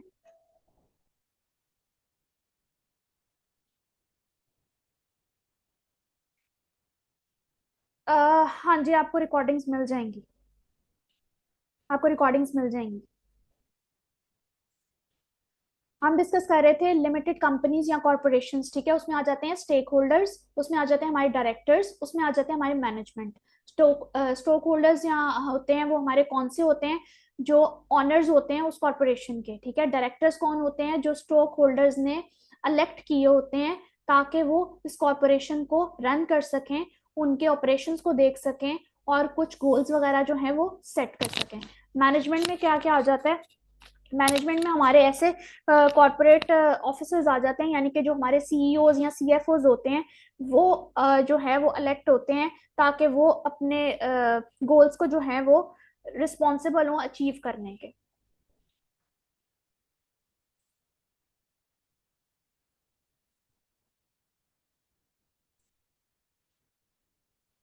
शॉक। इसके बाद आता है लिमिटेड कंपनीज या कॉरपोरेशंस के क्या एडवांटेजेस होंगे और क्या डिसएडवांटेजेस होंगे। इसमें एडवांटेजेस में अगर हम देखें तो हमारे पास एक रिसोर्स कॉम्बिनेशन होता है, ठीक है। यानी कि हमारे पास ह्यूमन रिसोर्सेज या हमारे पास जो रिसोर्सेज होते हैं कंपनी के अंदर वो ज्यादा होते हैं, उनके कॉम्बिनेशन से हम एक अच्छा आउटपुट जो है वो जनरेट कर सकते हैं। लिमिटेड लाइबिलिटी होती है, ऑनर्स की लाइबिलिटी जो है वो लिमिटेड होती है, जो उनका स्टॉक है उसकी अमाउंट को देखते हुए, ठीक है। और प्रोटेक्ट करती है उनके पर्सनल एसेट्स को। इसके बाद इसके अलावा इसमें आ जाएगा टैक्स डिडक्शन जो हैं, वो एक सर्टन क्राइटेरिया के अकॉर्डिंग होती हैं, और जो उनकी टैक्सेबल इनकम में से डिडक्शन होनी होती हैं बस वो रिड्यूस होती हैं, ठीक है। और फाइनेंसिंग अट्रैक्शन जो होती है उसमें ये होता है कि आपके पास ये इतनी एबिलिटी होती है कि आप अपने रेज फंड्स जो हैं वो रेज कर सकें, या अपने जो न्यू शेयर्स हैं वो परचेज कर सकें, आप अपने इन्वेस्टर्स को अट्रैक्ट कर सकें।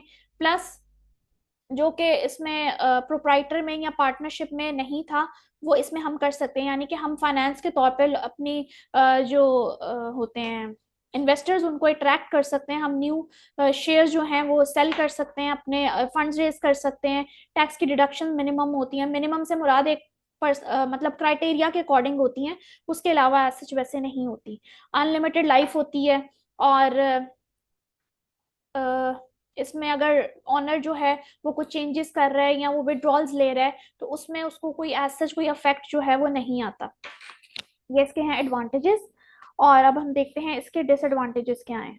डिसएडवांटेजेस में आ जाते हैं कि डबल टैक्सेशन, यानी कि प्रॉफिट्स के ऊपर आपकी जो टैक्सेशन है वो डबल हो जाए, और आपने अभी डिविडेंड्स भी पे करने हैं अपने स्टेक होल्डर्स को, वो उनकी personal income as a personal income जो है वो रिकॉर्ड होंगे, ठीक है।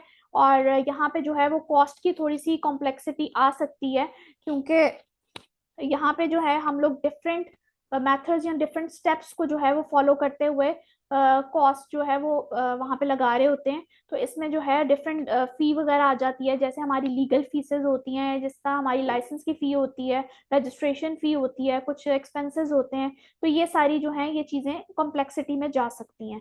प्लस गवर्नमेंट की रिस्ट्रिक्शंस जो हैं वो इसमें कॉरपोरेशन की पॉइंट ऑफ व्यू से देखें तो थोड़ी रिस्ट्रिक्टेड होती हैं, और उन रिस्ट्रिक्शंस को ऑब्वियसली फिर हमने फॉलो करना होता है, ताकि ये उसके पब्लिक कंपनीज की रजिस्ट्रेशन की मैं बात कर रही हूँ, ठीक है। और इसमें कंपेटिटिव डिसएडवांटेज होता है, यानी कि कंपटीशन जो है वो काफ़ी ज़्यादा होता है। तो इसमें ये होता है कि आपकी जो फाइनेंशियल रिपोर्ट्स हैं वो कंपेटिटर के पॉइंट ऑफ व्यू से जो है वो डिसएडवांटेज में जा सकती हैं, आपकी कॉस्ट जो है वो इंक्रीज हो जाएगी, उसकी वजह से किसी भी वजह से जो है वो आप कंपटीशन पॉइंट ऑफ व्यू से जो है वो कंपनी के डिसएडवांटेज में जा सकते हैं, ये कंपनी के पॉइंट ऑफ व्यू से। इसके बाद हम इसको एक छोटा सा समरी की फॉर्म में, अब आप लोग स्क्रीनशॉट ले सकते हो कि हमने तीन चीजें डिस्कस की हैं, सोल प्रोप्राइटर डिस्कस किया है, पार्टनरशिप डिस्कस की है, और कॉर्पोरेशन डिस्कस किया है, ठीक है। अब सबसे पहले हम देख लेते हैं कि इसमें कॉस्ट और फॉर्मेशन में क्या क्या चीजें आती हैं। इजी टू फॉर्म है सोल प्रोप्राइटर में, इजी टू फॉर्म है पार्टनरशिप में, और लिमिटेड लाइबिलिटी होती है ऑनर्स की। कॉर्पोरेशन में फॉर्मेशन की बात नहीं आती, इसमें हम लिमिटेड लाइबिलिटी होती है ऑनर्स की, ठीक है। और कॉस्ट की अगर हम बात करें तो सोल प्रोप्राइटर में बहुत ही लो कॉस्ट होती है, उसमें रिलेटिवली जो आप कॉरपोरेशन के पॉइंट ऑफ व्यू से देखो तो रिलेटिवली लो कॉस्ट होती है पार्टनरशिप में, और उसमें ऑब्वियसली अभी हमने डिसएडवांटेज पढ़ा कि उसकी कॉस्ट की वजह हमें कॉम्प्लेक्सिटी आ सकती है। इसके बाद हम देखते हैं कि सीक्रेसी क्या होती है, जो हमने कॉन्फिडेंशियलिटी की बात की थी, तो वो कॉन्फिडेंशियलिटी सोल प्रोप्राइटर में तो 100% होती है। और इसमें जो है पार्टनरशिप के पॉइंट ऑफ व्यू से देखें तो हमारे पास उसमें फंड्स रेज की जो है वो एबिलिटी थोड़ी ज़्यादा होती है, और जो कॉरपोरेशन के पॉइंट ऑफ व्यू से देखें तो हम इजीली जो है इसको ट्रांसफर कर सकते हैं ओनरशिप को, ठीक है। और थर्ड पे अगर हम देखें तो हमारे पास है डिस्ट्रीब्यूशन या use of profit solely. Profit जो है वो उसमें सोली बेस्ड होते हैं, यानी कि ऑनर्स के ही होते हैं सारे, तो उसमें कोई डिस्ट्रीब्यूशन एज सच नहीं होती, ठीक है। और जो पार्टनरशिप होती है उसमें कंबाइंड नॉलेज और स्किल्स के पॉइंट ऑफ व्यू से जो है वो डिस्ट्रीब्यूशन हो रही होती है। और जो कॉरपोरेशन के पॉइंट ऑफ व्यू से देखें तो उनकी तो अनलिमिटेड लाइफ होती है, लाइफ उनकी ये वाली चीज तो बिल्कुल ही डिफरेंट होती है कंपनी के पॉइंट ऑफ व्यू से। फ्लेक्सिबिलिटी हमारे पास होती है, सोल प्रोप्राइटर में पूरा कंट्रोल होता है। और अगर हम पार्टनरशिप की बात करें तो कंट्रोल चाहे पूरा नहीं होता, लेकिन फ्लेक्सिबिलिटी जो है वो डिसीजन मेकिंग में हमारे पास होती है, क्योंकि हर पर्सन जो है वो फ्लेक्सिबल तरीके से अपना पॉइंट ऑफ व्यू जो है वो अपना ओपिनियन जो है वो दे सकता है। और इसमें जो है कॉर्पोरेशन के पॉइंट ऑफ व्यू से अगर हम देखें तो इसमें कुछ टैक्स बेनिफिट्स होंगे या कुछ डिडक्शन जो हैं वो होंगी। और गवर्नमेंट की रेगुलेशन जो हैं वो एज सच सोल प्रोप्राइटर में इतनी नहीं होती। कुछ रेगुलेटरी कंट्रोल्स जो हैं वो इजी सीन के साथ जो है वो पार्टनरशिप में होते हैं। और कॉरपोरेशन के पॉइंट ऑफ व्यू से देखें तो वो हमें अट्रैक्ट करने में काम आते हैं, यानी कि हमें जब हमने सेल करना है या हमें जो है अपनी कंपनी को रिप्रेजेंट करना है तो वहां पे हमें अट्रैक्शन के पॉइंट ऑफ व्यू से जो है वो फंड्स जो हैं वो काम आ सकते हैं। तो इसमें ये एबिलिटी होती है कि अट्रैक्ट फंड्स को जो है वो अट्रैक्ट कर सकते हैं। और ग्रोथ के पॉइंट ऑफ व्यू से भी ये एक अच्छी चीज है। टैक्सेशन की बात करें तो टैक्सेशन जो है वो उसमें लोअर होती है सोल प्रोप्राइटर में। और जो है पार्टनरशिप पार्टनरशिप में जो है वो कुछ जितना उन्होंने मतलब एक्सप्लेन किया होता है, कुछ मिनिमम से अमाउंट होती है आपकी इनकम के ऊपर, वो जो है वहाँ पे टैक्सेशन के पॉइंट ऑफ व्यू से उसमें काम आती है। और जो तीसरी चीज है कॉरपोरेशन, तो उसमें हम अपने एम्प्लॉयज को जो है वो अट्रैक्ट करने के लिए उनकी स्पेशलाइज स्किल्स को यूज करने के लिए जो है ये सारी टैक्सेशन जो है वो आ सकती है। आ सकती नहीं बल्कि आती है। अब हमने तीन चार चीजें डिस्कस की हैं इसमें, formation, cost, confidentiality, profit sharing, flexibility, control, regulation government की, और टैक्सेशन। ये सारे पॉइंट्स की फॉर्म में आपने याद करने हैं और इस समरी के थ्रू जो है आप आगे इसको एमसीक्यूज में कर सकते हैं।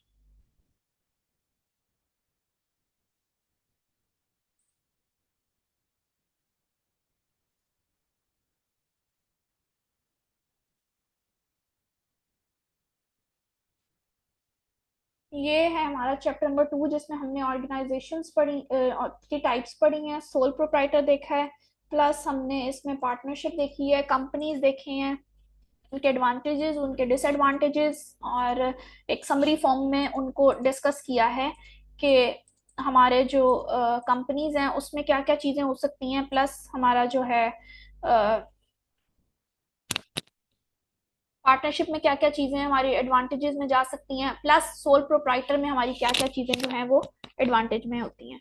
अब हम आते हैं डिसएडवांटेजेस की तरफ, ठीक है। डिसएडवांटेजेस में अनलिमिटेड लाइबिलिटी होती है ऑनर की सोल प्रोप्राइटर में, अनलिमिटेड लाइबिलिटी होती है ऑनर्स की पार्टनरशिप में, और इसमें जो है वो थोड़ी हाई कॉस्ट लगती है और जो फॉर्मेशन का प्रोसेस है वो थोड़ा सा कॉम्प्लेक्स होता है, ठीक है। फंड रेजिंग की बात करें तो फंड रेजिंग जो है वो सोल प्रोप्राइटर में थोड़ा डिफिकल्टी करती है, प्लस इसमें थोड़ा सा प्रॉफिट शेयरिंग रेशो में जो है वहां पे कॉम्प्लेक्सिटी आ सकती है। प्लस जो आप कॉर्पोरेशन की तरफ जाओ तो डबल टैक्सेशन होता है, और क्योंकि यहाँ पे हमने डिविडेंड्स भी जो है वो शेयर होल्डर्स को पे करने होते हैं। स्किल्स की बात करें या मैनेजमेंट एक्सपर्टीज की बात करें तो वो सोल प्रोप्राइटर में लिमिटेड होती हैं। और जो है पार्टनरशिप में उसमें जो है वो डिफिकल्ट होता है थोड़ा सा, कि उनके पास स्किल्स जो हैं वो थोड़ी अनलिमिटेड होती हैं, क्योंकि अब सबके पास अपनी अपनी स्किल्स होती हैं, लेकिन उनको भी जो है वो डिसॉल्वेशन में जो है वो मसला आ सकता है। और जो है कॉरपोरेशन, उसमें जो है वो तो ऑब्वियसली रेगुलेशन कंट्रोल जो है वो हाई होता है। इसके बाद है कॉन्टिन्यूटी की बात करें तो कॉन्टिन्यूटी जो है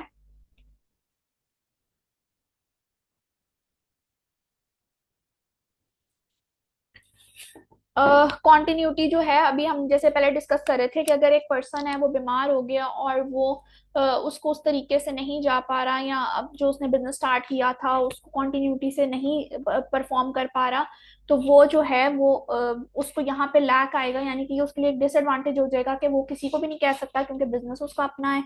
और वो जो है अगर नहीं जा रहा तो उसका काम वहीं पे बंद है, लाइक उसमें कोई एज सच कोई प्रोग्रेस नहीं आएगी। अगर यहाँ पे हम पार्टनरशिप के पॉइंट ऑफ व्यू से बात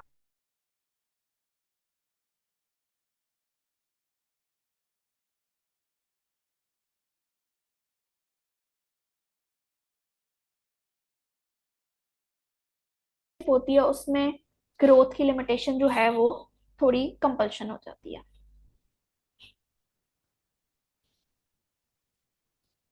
इसके बाद हम बात करते हैं चैप्टर 3 की, लेकिन हम उससे पहले 5 मिनट्स का गैप लेते हैं। और उसमें अगर किसी का कोई क्वेश्चन है चैप्टर 2 से रिलेटेड तो वो प्लीज जो चैट बॉक्स है वहां पे शेयर कर दें, फिर हम चैप्टर 3 स्टार्ट करते हैं।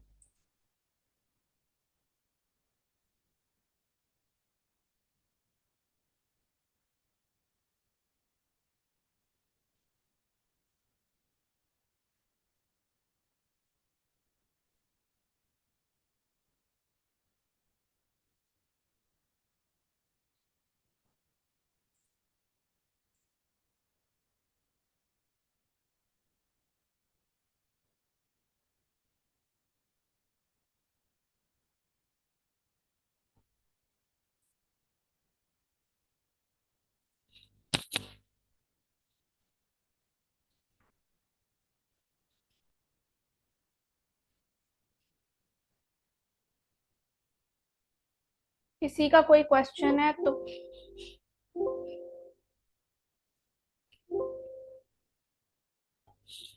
किसी का कोई क्वेश्चन है तो प्लीज पूछ ले, चैप्टर 2 से रिलेटेड किसी को कोई इशू है तो प्लीज पूछ ले।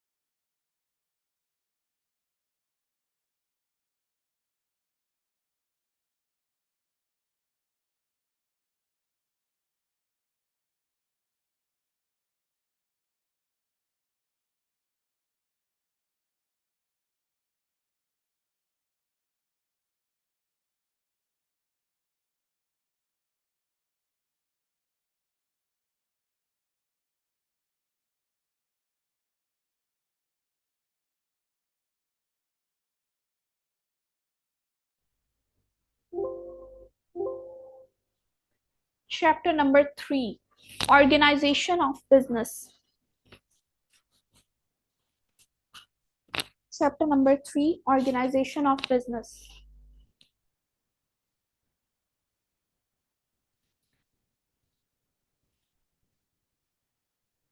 इसमें हम डिस्कस करेंगे कि ऑर्गेनाइजेशनल स्ट्रक्चर क्या होता है।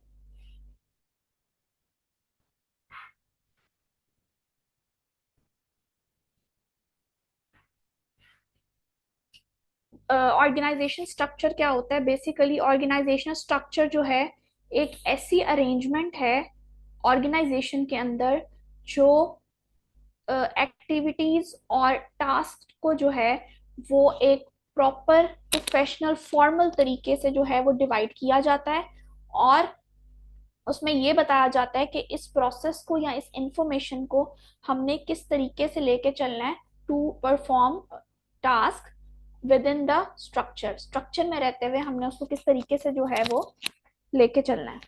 अच्छा, इसमें आ जाता है हमारे पास स्ट्रक्चर के अंदर दो तीन चीजें आ जाती हैं। पहली चीज होती है कि हम काम को डिवाइड कर रहे होते हैं, प्रॉपरली टास्क को असाइन किया जाता है, ग्रुप्स की जॉब्स हैं उनको असाइन किया जाता है, प्लस रिलेशनशिप्स जो हैं वो बिल्ड किए जाते हैं, ठीक है। और सबसे एंड पे एलोकेट किए जाते हैं रिसोर्सेज। अब इसको हम एक एक पॉइंट ऑफ व्यू से एक एक पर्पस को देख लेते हैं। जब हम काम डिवाइड करेंगे,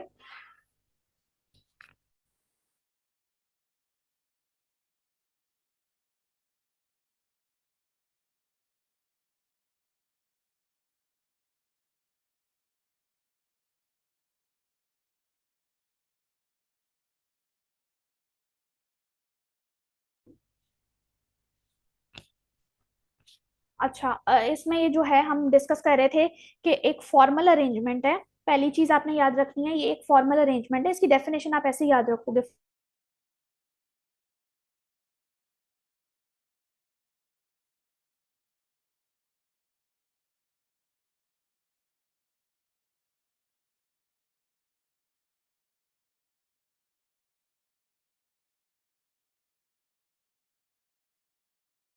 ऑर्गेनाइजेशन के रिसोर्सेज जो हैं वो एलोकेट किए जाते हैं।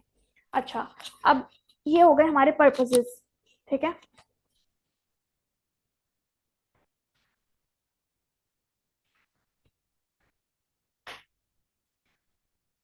ऑर्गेनाइजेशन स्ट्रक्चर के अंदर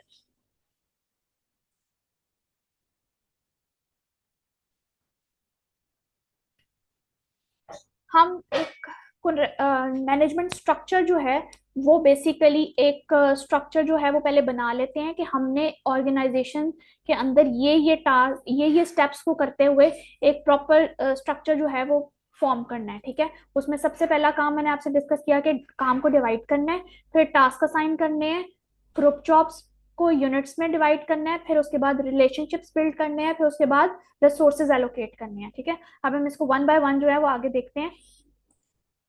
एंटरप्रेन्योरल ऑर्गेनाइजेशन क्या होती है? एंटरप्रेन्योर बेसिकली कहते हैं ऑनर को, ठीक है। यहाँ पे वैसे मेंशन भी है। बेसिकली एंटरप्रेन्योर या एंटरप्रेन्योर आप जहां पे भी सुनोगे वो उसका मतलब होता है ऑनर, ठीक है। एक ऐसा इंडिविजुअल जो एक एंटिटी को खुद से मैनेज कर रहा है, ठीक है। ऑनर जिसके पास डिसीजन मेकिंग के फुल फ्रीडम है, प्लस वो अपना काम खुद कर रहा है, किसी को डेलीगेट नहीं कर रहा, ठीक है। एंटिटी जो है वो एंटरप्रेन्योर से ऑर्गेनाइज होती है, उसमें कोई फॉर्मल चीजें जो हैं वो रिक्वायर्ड नहीं होती, ठीक है। तीसरे नंबर पे आ जाता है ऑपरेशंस और प्रोसेस जो होता है वो बहुत ही सिंपल होता है, और जो उसकी एंटिटी है यानी कि उसकी जो प्रोडक्ट्स हैं या उसकी सर्विसेज हैं वो जो है वो बहुत ही सिंपल होती है, ठीक है। अब एंटरप्रेन्योरल स्ट्रक्चर जो है वो बेसिकली एक ऐसी एंटिटी जिसमें जो एक अपनी लाइफ के बिल्कुल ही अर्ली फेज में होती है, ठीक है। यानी कि बिल्कुल स्टार्ट पे वो खड़ी हुई है और उसके बाद उसने ग्रोथ की तरफ जाना है या उसने आगे फर्दर स्ट्रक्चर की तरफ जाना है। अब ये ऐसा स्ट्रक्चर है जो बिल्कुल बेसिक पे खड़ा हुआ है, यानी कि बिल्कुल अर्ली स्टेज पे है, इसके बाद इसने ग्रो करना है। However, entrepreneurial structure will become insufficient and a formal management structure is needed. अच्छा, entrepreneurial structure जो है वो insufficient होगा जब तक कि वो एक proper formal structure जो है वो खड़ा ना करते।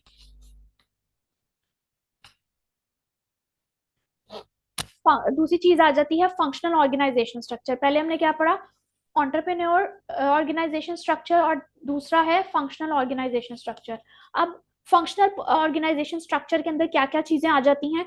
इसमें बेसिकली जो रिस्पॉन्सिबिलिटीज होती है वो मैनेजर्स में, यानी कि जो बोर्ड ऑफ डायरेक्टर्स जो हैं वो मैनेजर्स को अलॉट करते हैं, ठीक है। मैनेजर्स जो हैं वो आगे डिफरेंट काम डिफरेंट डिपार्टमेंट्स को एलोकेट करते हैं, ठीक है। और फंक्शन जो है, हर फंक्शन का जो है वो अपना एक मैनेजमेंट स्ट्रक्चर होता है, यानी कि बोर्ड ऑफ डायरेक्टर्स हैं, उसके नीचे डिपार्टमेंट्स हैं, डिफरेंट फंक्शंस बाद में परफॉर्म होंगे, पहले डिपार्टमेंट्स की एलोकेशन होगी। यानी कि एक प्रोडक्शन डिपार्टमेंट है, एक मार्केटिंग डिपार्टमेंट है, एक अकाउंट्स डिपार्टमेंट है, अकाउंट्स या फाइनेंस डिपार्टमेंट है, और एक एचआर डिपार्टमेंट है। अब यहाँ से जो बोर्ड ऑफ डायरेक्टर्स हैं उन्होंने बेसिकली रिस्पॉन्सिबिलिटीज जो है वो डेलीगेट की हैं, डिवाइड की हैं between the managers and different functions. Functions वो क्या क्या परफॉर्म करेंगे प्रोडक्शन के अंदर? प्रोडक्शन डिपार्टमेंट जो है वहां पे डिफरेंट प्रोडक्ट्स जो हैं वो प्रोड्यूस हो रहे होंगे। मार्केटिंग डिपार्टमेंट में आप देखें तो आप उन्हीं प्रोडक्ट्स को जो प्रोड्यूस हुए हैं उनको आप सेल करने के लिए, उनको मार्केट करने के लिए आप उसकी मार्केटिंग कर रहे होगे। फाइनेंस डिपार्टमेंट है तो फाइनेंस जो है वो आपको वहां से मिल रहा होगा जिसके आपने मार्केटिंग करनी है। ह्यूमन रिसोर्स है तो ये बेसिकली एक ऐसा प्रोडक्ट है जो बेसिकली आपके कॉन्ट्रैक्ट्स में या आपकी इंडक्शन में या आपके जो एम्प्लॉयज हैं उनकी हायरिंग वगैरह में जो है वो आपको हेल्प करेगा। तीसरी चीज आ जाती है डिविजनल ऑर्गेनाइजेशन। ठीक है, सबसे पहले हमने पढ़ा ऑन्टरप्रेन्योर। ऑन्टरप्रेन्योर यानी कि एक सेपरेट लीगल खुद से एंटिटी है, वही सारी चीजें कंट्रोल कर रहा है। दूसरे नंबर पे था फंक्शनल। आप डिफरेंट फंक्शंस जो हैं वो डिफरेंट डिपार्टमेंट्स के थ्रू जो हैं वो परफॉर्म कर रहे हैं, फिर उनके अपने स्टाफ के थ्रू। ठीक है, और तीसरा है डिविजनल। डिविजनल मतलब आपका एक आउटलेट जो है पहले लाहौर में था, अब आप चाह रहे हो कि अपना बिजनेस एक्सपैंड करो, और आप उसको एक्सपैंड करने के लिए आपने एक जो है वो हेड ऑफिस बना दिया है कराची में। ठीक है, तो अब दो जगह पे हो गए, एक लाहौर में था और दूसरा आपने हेड ऑफिस बना दिए कराची में। अब लाहौर के अंदर भी तीन मतलब डिपार्टमेंट्स होंगे और कराची में भी डिपार्टमेंट्स होंगे। अब हम इसको डिफरेंट चीजों को जो है वो डिवाइड करेंगे ब्रांचेस के ऊपर, कि हेड ऑफिस में कौन कौन से काम जो है वो परफॉर्म होंगे, और जो हमारा एक लोकल ऑफिस है वहां पे क्या क्या चीजें जो है वो परफॉर्म हो रही होंगी। डिपार्टमेंट सेम होंगे, काम की एलोकेशन जो है वो डिफरेंट होगी।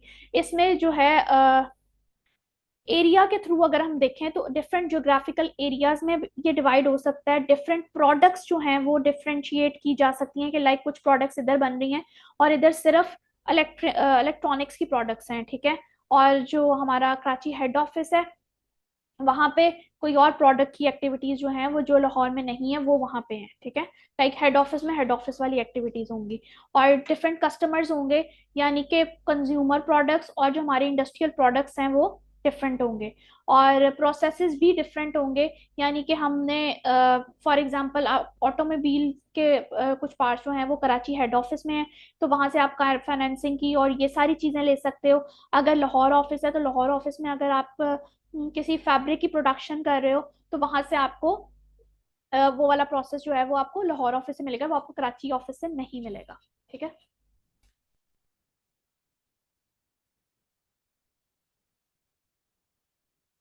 इसके बाद आ जाता है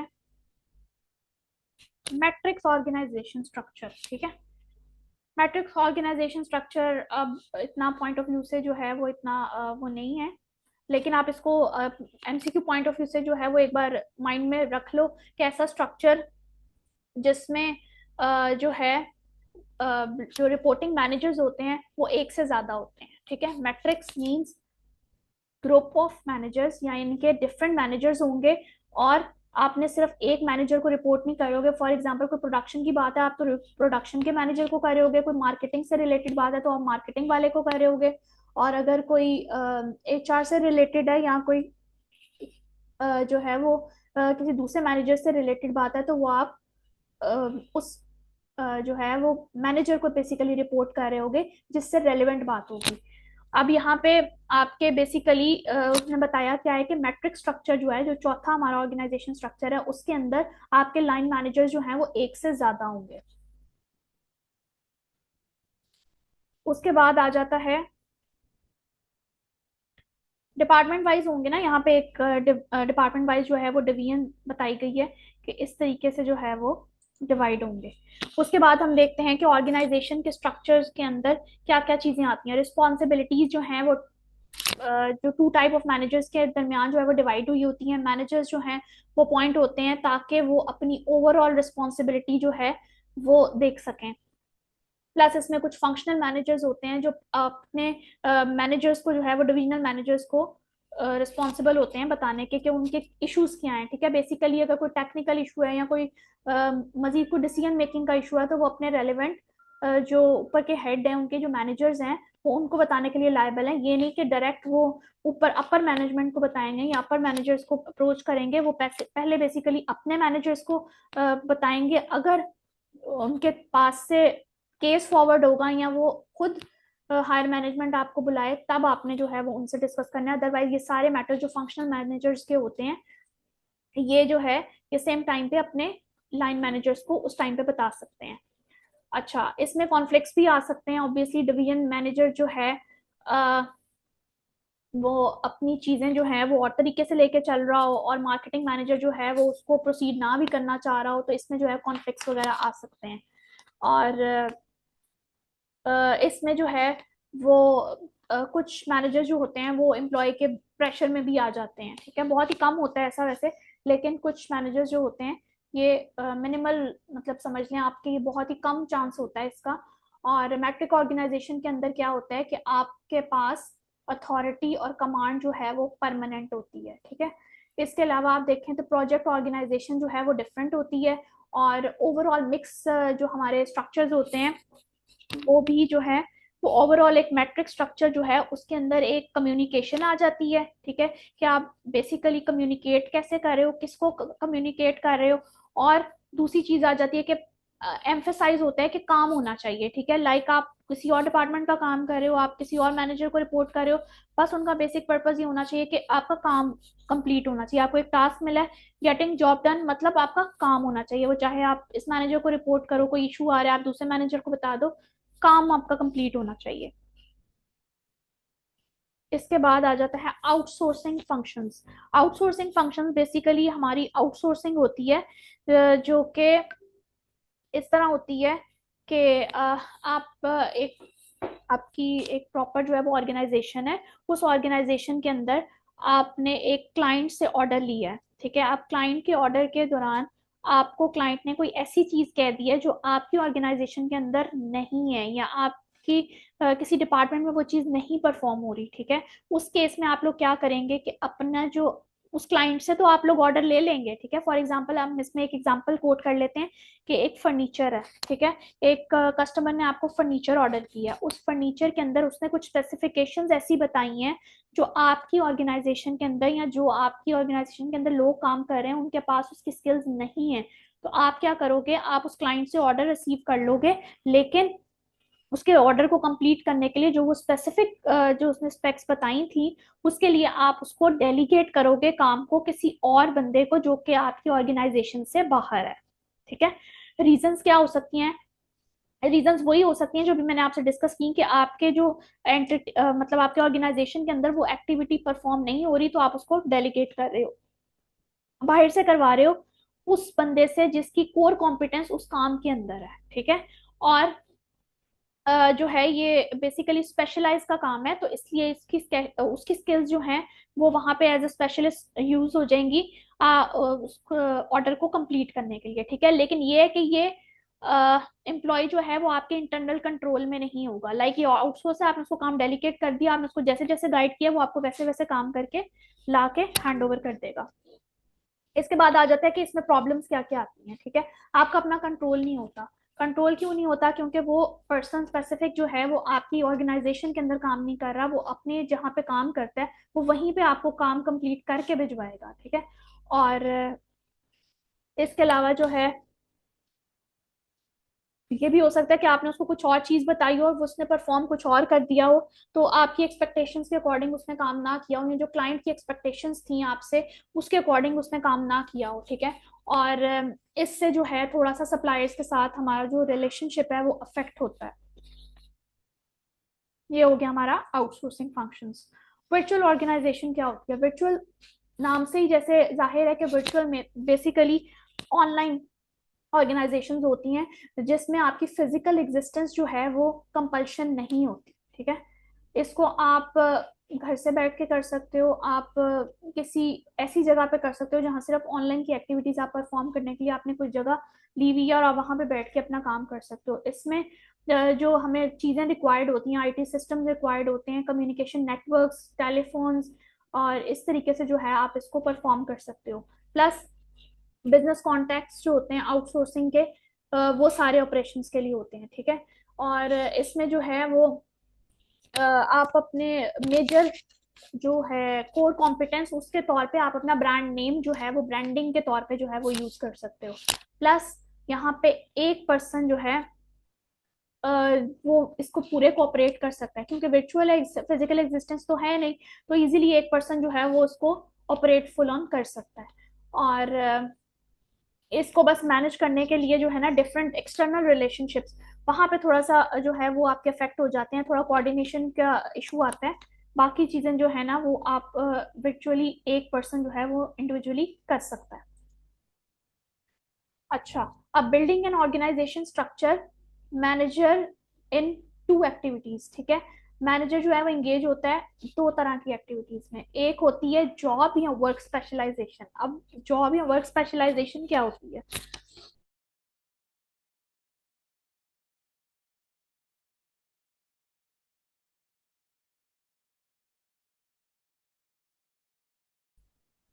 पार्ट्स में जो है वो डिवाइड कर देना है, उसके पार्ट्स कर देने हैं, उसको ब्रोकन कर देना है, उसको डिफरेंट पार्ट्स में डिवाइड करके जो है वो आपने एक्टिविटीज जो है वो एलोकेट कर देनी है। फिर उसके बाद उसके लिए हाई स्पेशलाइजेशन होना जरूरी है, कि जिस पर्सन की जिस उसके अंदर जो स्किल्स हैं, आप उस पर्सन को वो वाली एक्टिविटी जो है वो टास्क अलॉट कर दो, और दूसरी एक्टिविटी उस ऐसे पर्सन को कर दो जिसकी जो स्पेशलाइजेशन है वो दूसरे किसी उसमें एरिया में है। उसके बाद हम देखते हैं कि इसमें लो स्पेशलाइजेशन वाले लोग होते हैं, उसमें हमारे पास फ्लेक्सिबिलिटी होती है, और हम लोग जो है वो इजीली चीज़ों को जो है वो हैंडल कर सकते हैं, टास्क को कर सकते हैं। अब एक पर्सन है, ठीक है, उसका उसकी स्पेशलाइजेशन है इलेक्ट्रॉनिक्स में, ठीक है। आपने उसको इलेक्ट्रॉनिक्स के सेल्स पर्सन की जॉब ऑफर की है, ठीक है, और वो वहां पे एक अपनी फुल ऑन परफॉर्मेंस देगा। क्यों? क्योंकि उसकी स्पेशलाइजेशन जो है वो उस तरह की नहीं है जितनी स्पेशलाइजेशन जो है वो हाई होनी चाहिए, ठीक है। लाइक वो अगर इलेक्ट्रॉनिक्स में है, तो इलेक्ट्रॉनिक्स में वो उस तरीके से उसको सेल नहीं कर पाएगा जैसे कि वो पर्सन जिसकी स्पेशलाइजेशन ही इलेक्ट्रॉनिक्स में है वो उसको कर पाए, ठीक है। तो यहाँ पे एक थोड़ा सा डिफरेंस लिखा हुआ है, ये वो आपसे पूछ सकता है कि आप जो है वो लो स्पेशलाइजेशन और हाई स्पेशलाइजेशन, ठीक है, इसको आप जो है वो देख लिए, इसका स्क्रीनशॉट बना ले बल्कि।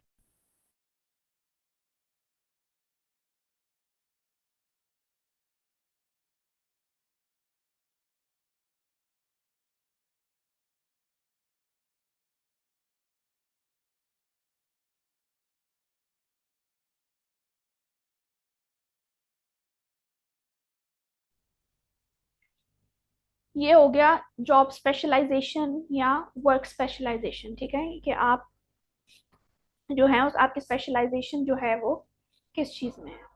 अच्छा, अब हम आते हैं की एलिमेंट्स क्या होते हैं ऑर्गेनाइजेशन स्ट्रक्चर के, ठीक है। की एलिमेंट्स में हमारा आ जाता है सबसे पहले तो चेन ऑफ कमांड, ठीक है। आपको कमांड किस तरह की मिल रही है, और एक ऐसी अथॉरिटी, ठीक है, जो सीईओ या सीएफओ तक जो है वो यानी कि फ्रॉम डाउन टू बॉटम हो, ठीक है, फ्रॉम डाउन टू बॉटम हो। और उसमें यह है कि आप चेन ऑफ कमांड देखते हो कि आपके पास इंस्ट्रक्शंस आ कहाँ से रही हैं, आपको जो अथॉरिटी दी गई है उसके अकॉर्डिंग आपको ये इंस्ट्रक्शन जो हैं वो कहाँ से ट्रांसफर हो रही हैं, ठीक है। दूसरी चीज होती है span of control. Span of control में हम देखते हैं कि हमारे पास जो मैनेजर्स उनकी कैपेबिलिटीज क्या क्या है, नेचर ऑफ वर्क कैसा है, और इसको हमने एलोकेट कैसे करना है, प्लस इसमें कोऑर्डिनेशन ऑफ टीम जो है वो बहुत इंपॉर्टेंट है। यहाँ पे एक छोटा सा आप लोगों को साइड पे एक टेबल सा नजर आ रहा होगा, ठीक है, उसमें लिखा हुआ है लॉन्ग चेन ऑफ कमांड और शॉर्ट चेन ऑफ कमांड। अगर आप लॉन्ग चेन ऑफ कमांड की तरफ देखो तो सीईओ है, फिर उसके पास वाइस प्रेसिडेंट या वाइस प्रिंसिपल है, फिर उसके बाद डायरेक्टर है, फिर सीनियर मैनेजर है, और फिर मैनेजर है, ठीक है। यानी कि टॉप टू बॉटम है। अब यहाँ से सॉरी डाउन टू बॉटम है, ठीक है। अब अगर आप शॉर्ट चेन ऑफ कमांड देखो तो वहां से सीईओ से मैनेजर और मैनेजर से स्पेशलिस्ट, ये वाली अप्रोच जो है ना, ये बेसिकली आपकी शॉर्ट चेन ऑफ कमांड में आएगी।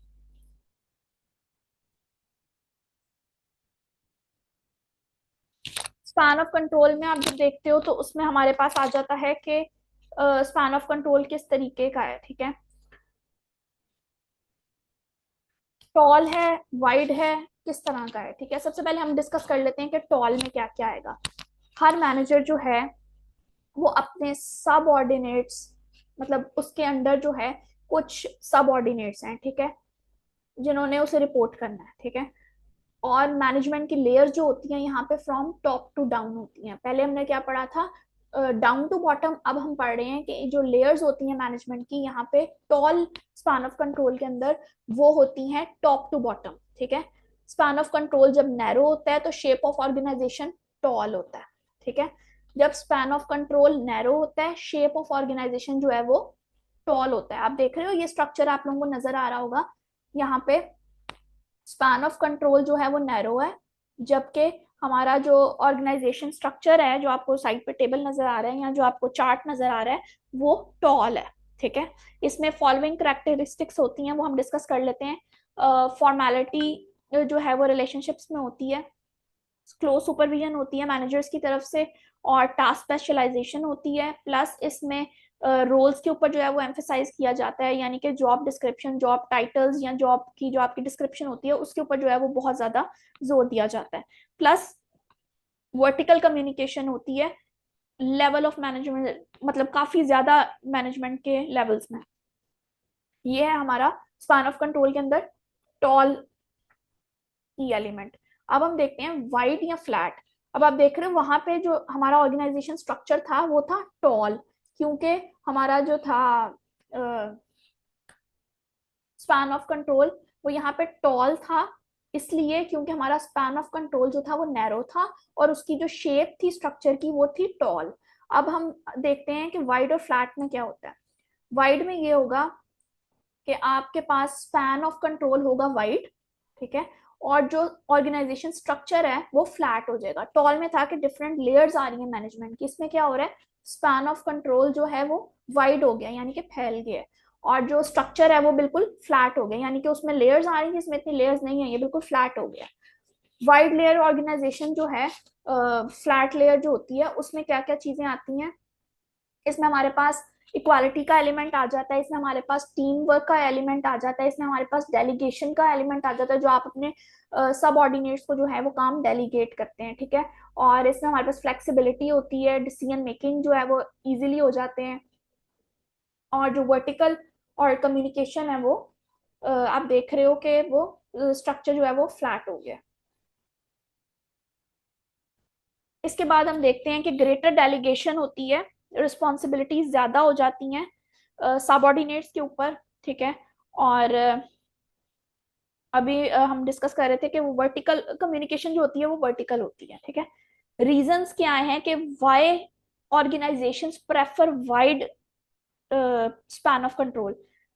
ऑर्गेनाइजेशन जो है वो वाइड या फ्लैट को क्यों प्रेफर करती हैं, क्यों प्रेफर करती हैं, इसलिए प्रेफर करती हैं क्योंकि इसमें जो है वो इंफॉर्मेशन इजीली आ जाती है, इसमें डिसीजन मेकिंग इजी हो जाती है, इसमें कॉस्ट सेव होती है, इसमें आपके साथ जो रिलेशनशिप्स बिल्ड हुए होते हैं उनकी नेचर जो है वो आपको इजीली एक्सेसिबल होती है, एक्सटर्नल रिलेशन जो है उनमें भी आपको आसानी होती है, और सबसे बड़ी बात कि आपकी कॉस्ट जो है वो सेव हो रही होती है। ये एक रीजन है जिसकी वजह से जो ऑर्गेनाइजेशन हैं वो वाइड या फ्लैट स्पैन ऑफ कंट्रोल को जो है वो ज्यादा प्रेफरेंस करते हैं। इंटरनल रिलेशनशिप्स या फिर सेंट्रलाइजेशन वर्सेस डिसेंट्रलाइजेशन क्या होती है, ठीक है। सेंट्रलाइजेशन ऑर्गेनाइजेशन क्या होती है, ठीक है, कि इसमें एक जगह पे आपने एक हेड ऑफिस के अंदर आपने चीजें एलोकेट कर दी हैं, ठीक है।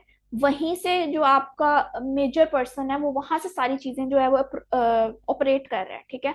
और वहीं से सारे इंपॉर्टेंट डिसीजन या अथॉरिटीज जो है वो डेलीगेट हो रही हैं। डिसेंट्रलाइजेशन में ऐसे नहीं होता। डिसेंट्रलाइजेशन में ये होता है कि जो आपके डिसीजंस होते हैं वो डेलीगेट किए जाते हैं मैनेजमेंट को, ठीक है, और फिर लो लेवल के ऊपर, और फिर वो एक प्रॉपर जो है वो स्ट्रक्चर बिल्ड होता है। सेंट्रलाइज ऑर्गेनाइजेशन में क्या होता है, सेंट्रलाइज ऑर्गेनाइजेशन के अंदर हमारे पास जो सीनियर हेड ऑफिस या सीनियर मैनेजर होता है वो अपनी अथॉरिटी जो है वो अपने इंपॉर्टेंट डिसीजन जो है वो उस मेन जगह पे बैठे हुए ऑपरेट कर रहा होता है। और जो डिसेंट्रलाइजेशन है उसमें अथॉरिटी जो है वो पहले एक लेवल के मैनेजमेंट को दी जाती हैं, फिर वो आगे लो लेवल के मैनेजमेंट को जो है वो आगे सब ऑर्डिनेट्स के तौर पे जो है वो आगे डेलीगेट की जाती है। एक पॉइंट आप इंपॉर्टेंट नोट कर लो choice between a centralise and decentralise organisation, ये डिपेंड करती है preference of senior management, size and complexity of the entity. ये एक इंपॉर्टेंट पॉइंट है जो आपको एमसीक्यूज के अंदर टेस्ट हो सकता है। सेंट्रलाइजेशन की बात करें तो सेंट्रलाइजेशन के अंदर जो है एडवांटेजेस हैं, कुछ डिसएडवांटेजेस हैं। एडवांटेजेस में क्या क्या आ जाता है? एडवांटेजेस के अंदर आ जाता है कि डिसीजंस जो हैं वो अफेक्टिवली लिए जाएंगे, हमारी कॉस्ट सेव होगी और हमारे पास इजीली जो है हमारे सेंट्रली जो हैं वो डिसीजन जो हैं वो परफॉर्म हो जाएंगे। एडवांटेजेस डिसेंट्रलाइजेशन के क्या हैं कि लोकल मैनेजर्स होंगे, वो पहले खुद उनको सारा नॉलेज दिया जाएगा, फिर वो आगे डेलीगेट करेंगे, तो इसमें थोड़ा जो है वो अथॉरिटी जो है वो पहले अपर से लोअर पे आएगी और फिर लोअर से सबऑर्डिनेट्स में आएगी। और अथॉरिटी जो है इसमें जो है डिसेंट्रलाइजेशन के अंदर हमारी जो अथॉरिटी है वो मैनेजर्स की वो डिविजनल लेवल पे होती है, ठीक है। वो थोड़ा उनको मोटिवेट रहने में जो है वो हेल्प करती है, प्लस इनके जो लोकल लेवल के डिसीजंस होते हैं वो इजी होते हैं, क्योंकि वो मैनेजर्स बेसिकली खुद ही ले रहे होते हैं। और लार्ज या कॉम्प्लेक्स ऑर्गेनाइजेशंस के अंदर क्या होता है कि हेड ऑफिस से जो है वो एक डिसीजन आता है, फिर उसको जो है वो लोकली जो है वो परफॉर्म किया जाता है।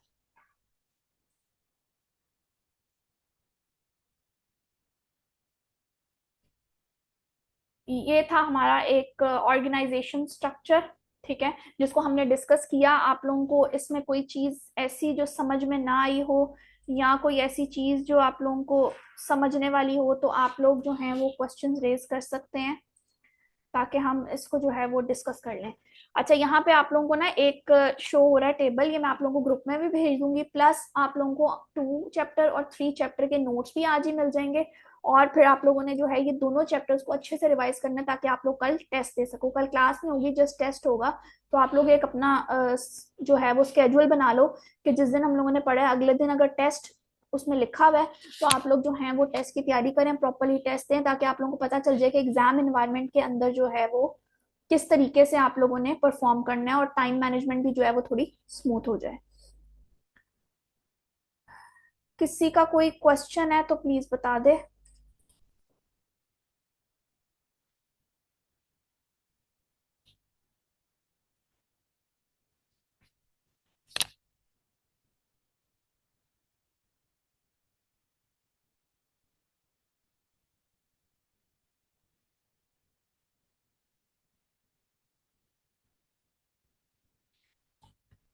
ग्लोबलाइजेशन, बेसिकली ग्लोबलाइजेशन क्या, मैं आपको थोड़ा सा उसका बता देती हूँ। ग्लोबलाइजेशन बेसिकली क्या होती है?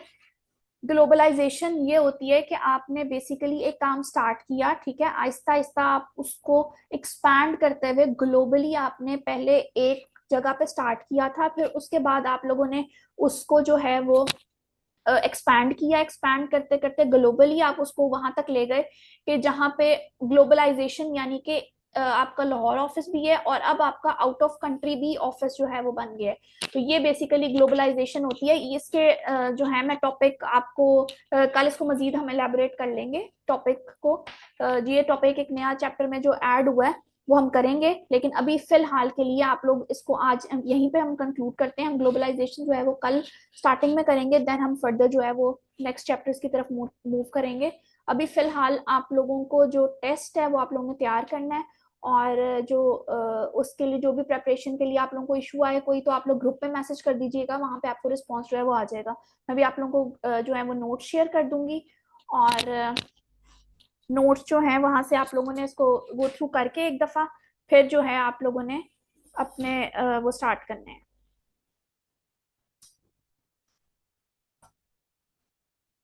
इसके अलावा ग्लोबलाइजेशन के अलावा किसी का कोई इशू? हैदर मैं अभी ग्रुप में जो है ना वो शेयर कर रही हूँ, ठीक है। मैं जैसी क्लास एंड होती है आपको ग्रुप में स्केड्यूल भी शेयर हो जाएगा, प्लस आपको चैप्टर 2 और 3 के नोट्स भी शेयर हो जाएंगे। इसके अलावा किसी का कोई क्वेश्चन?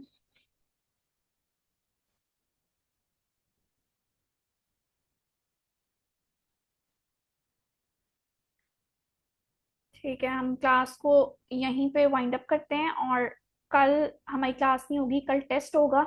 और आप लोग कोशिश कीजिएगा कि आप लोग इसी टाइमिंग्स में, लाइक इसी 1.5 आवर में जो है वो आप लोग टेस्ट परफॉर्म कर लें, ताकि आप लोगों के ये 2 चैप्टर्स जो हैं वो तैयार हो जाएं। हाँ, इन केस किसी बच्चे को कोई एमसीक्यू में इशू आए, टेस्ट में इशू आए, तो वो आप लोग उस एमसीक्यू का स्क्रीनशॉट बना के ग्रुप में शेयर कर दीजिएगा, उसको मैं वहां पे एलैबोरेट कर दूंगी, ठीक है।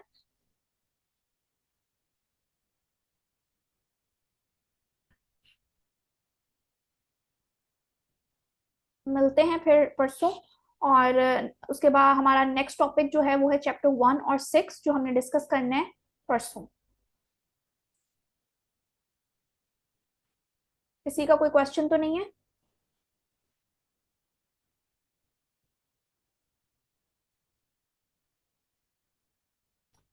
चलो हम इसको वाइंड अप करते हैं, मिलते हैं परसों। अल्लाह हाफिज।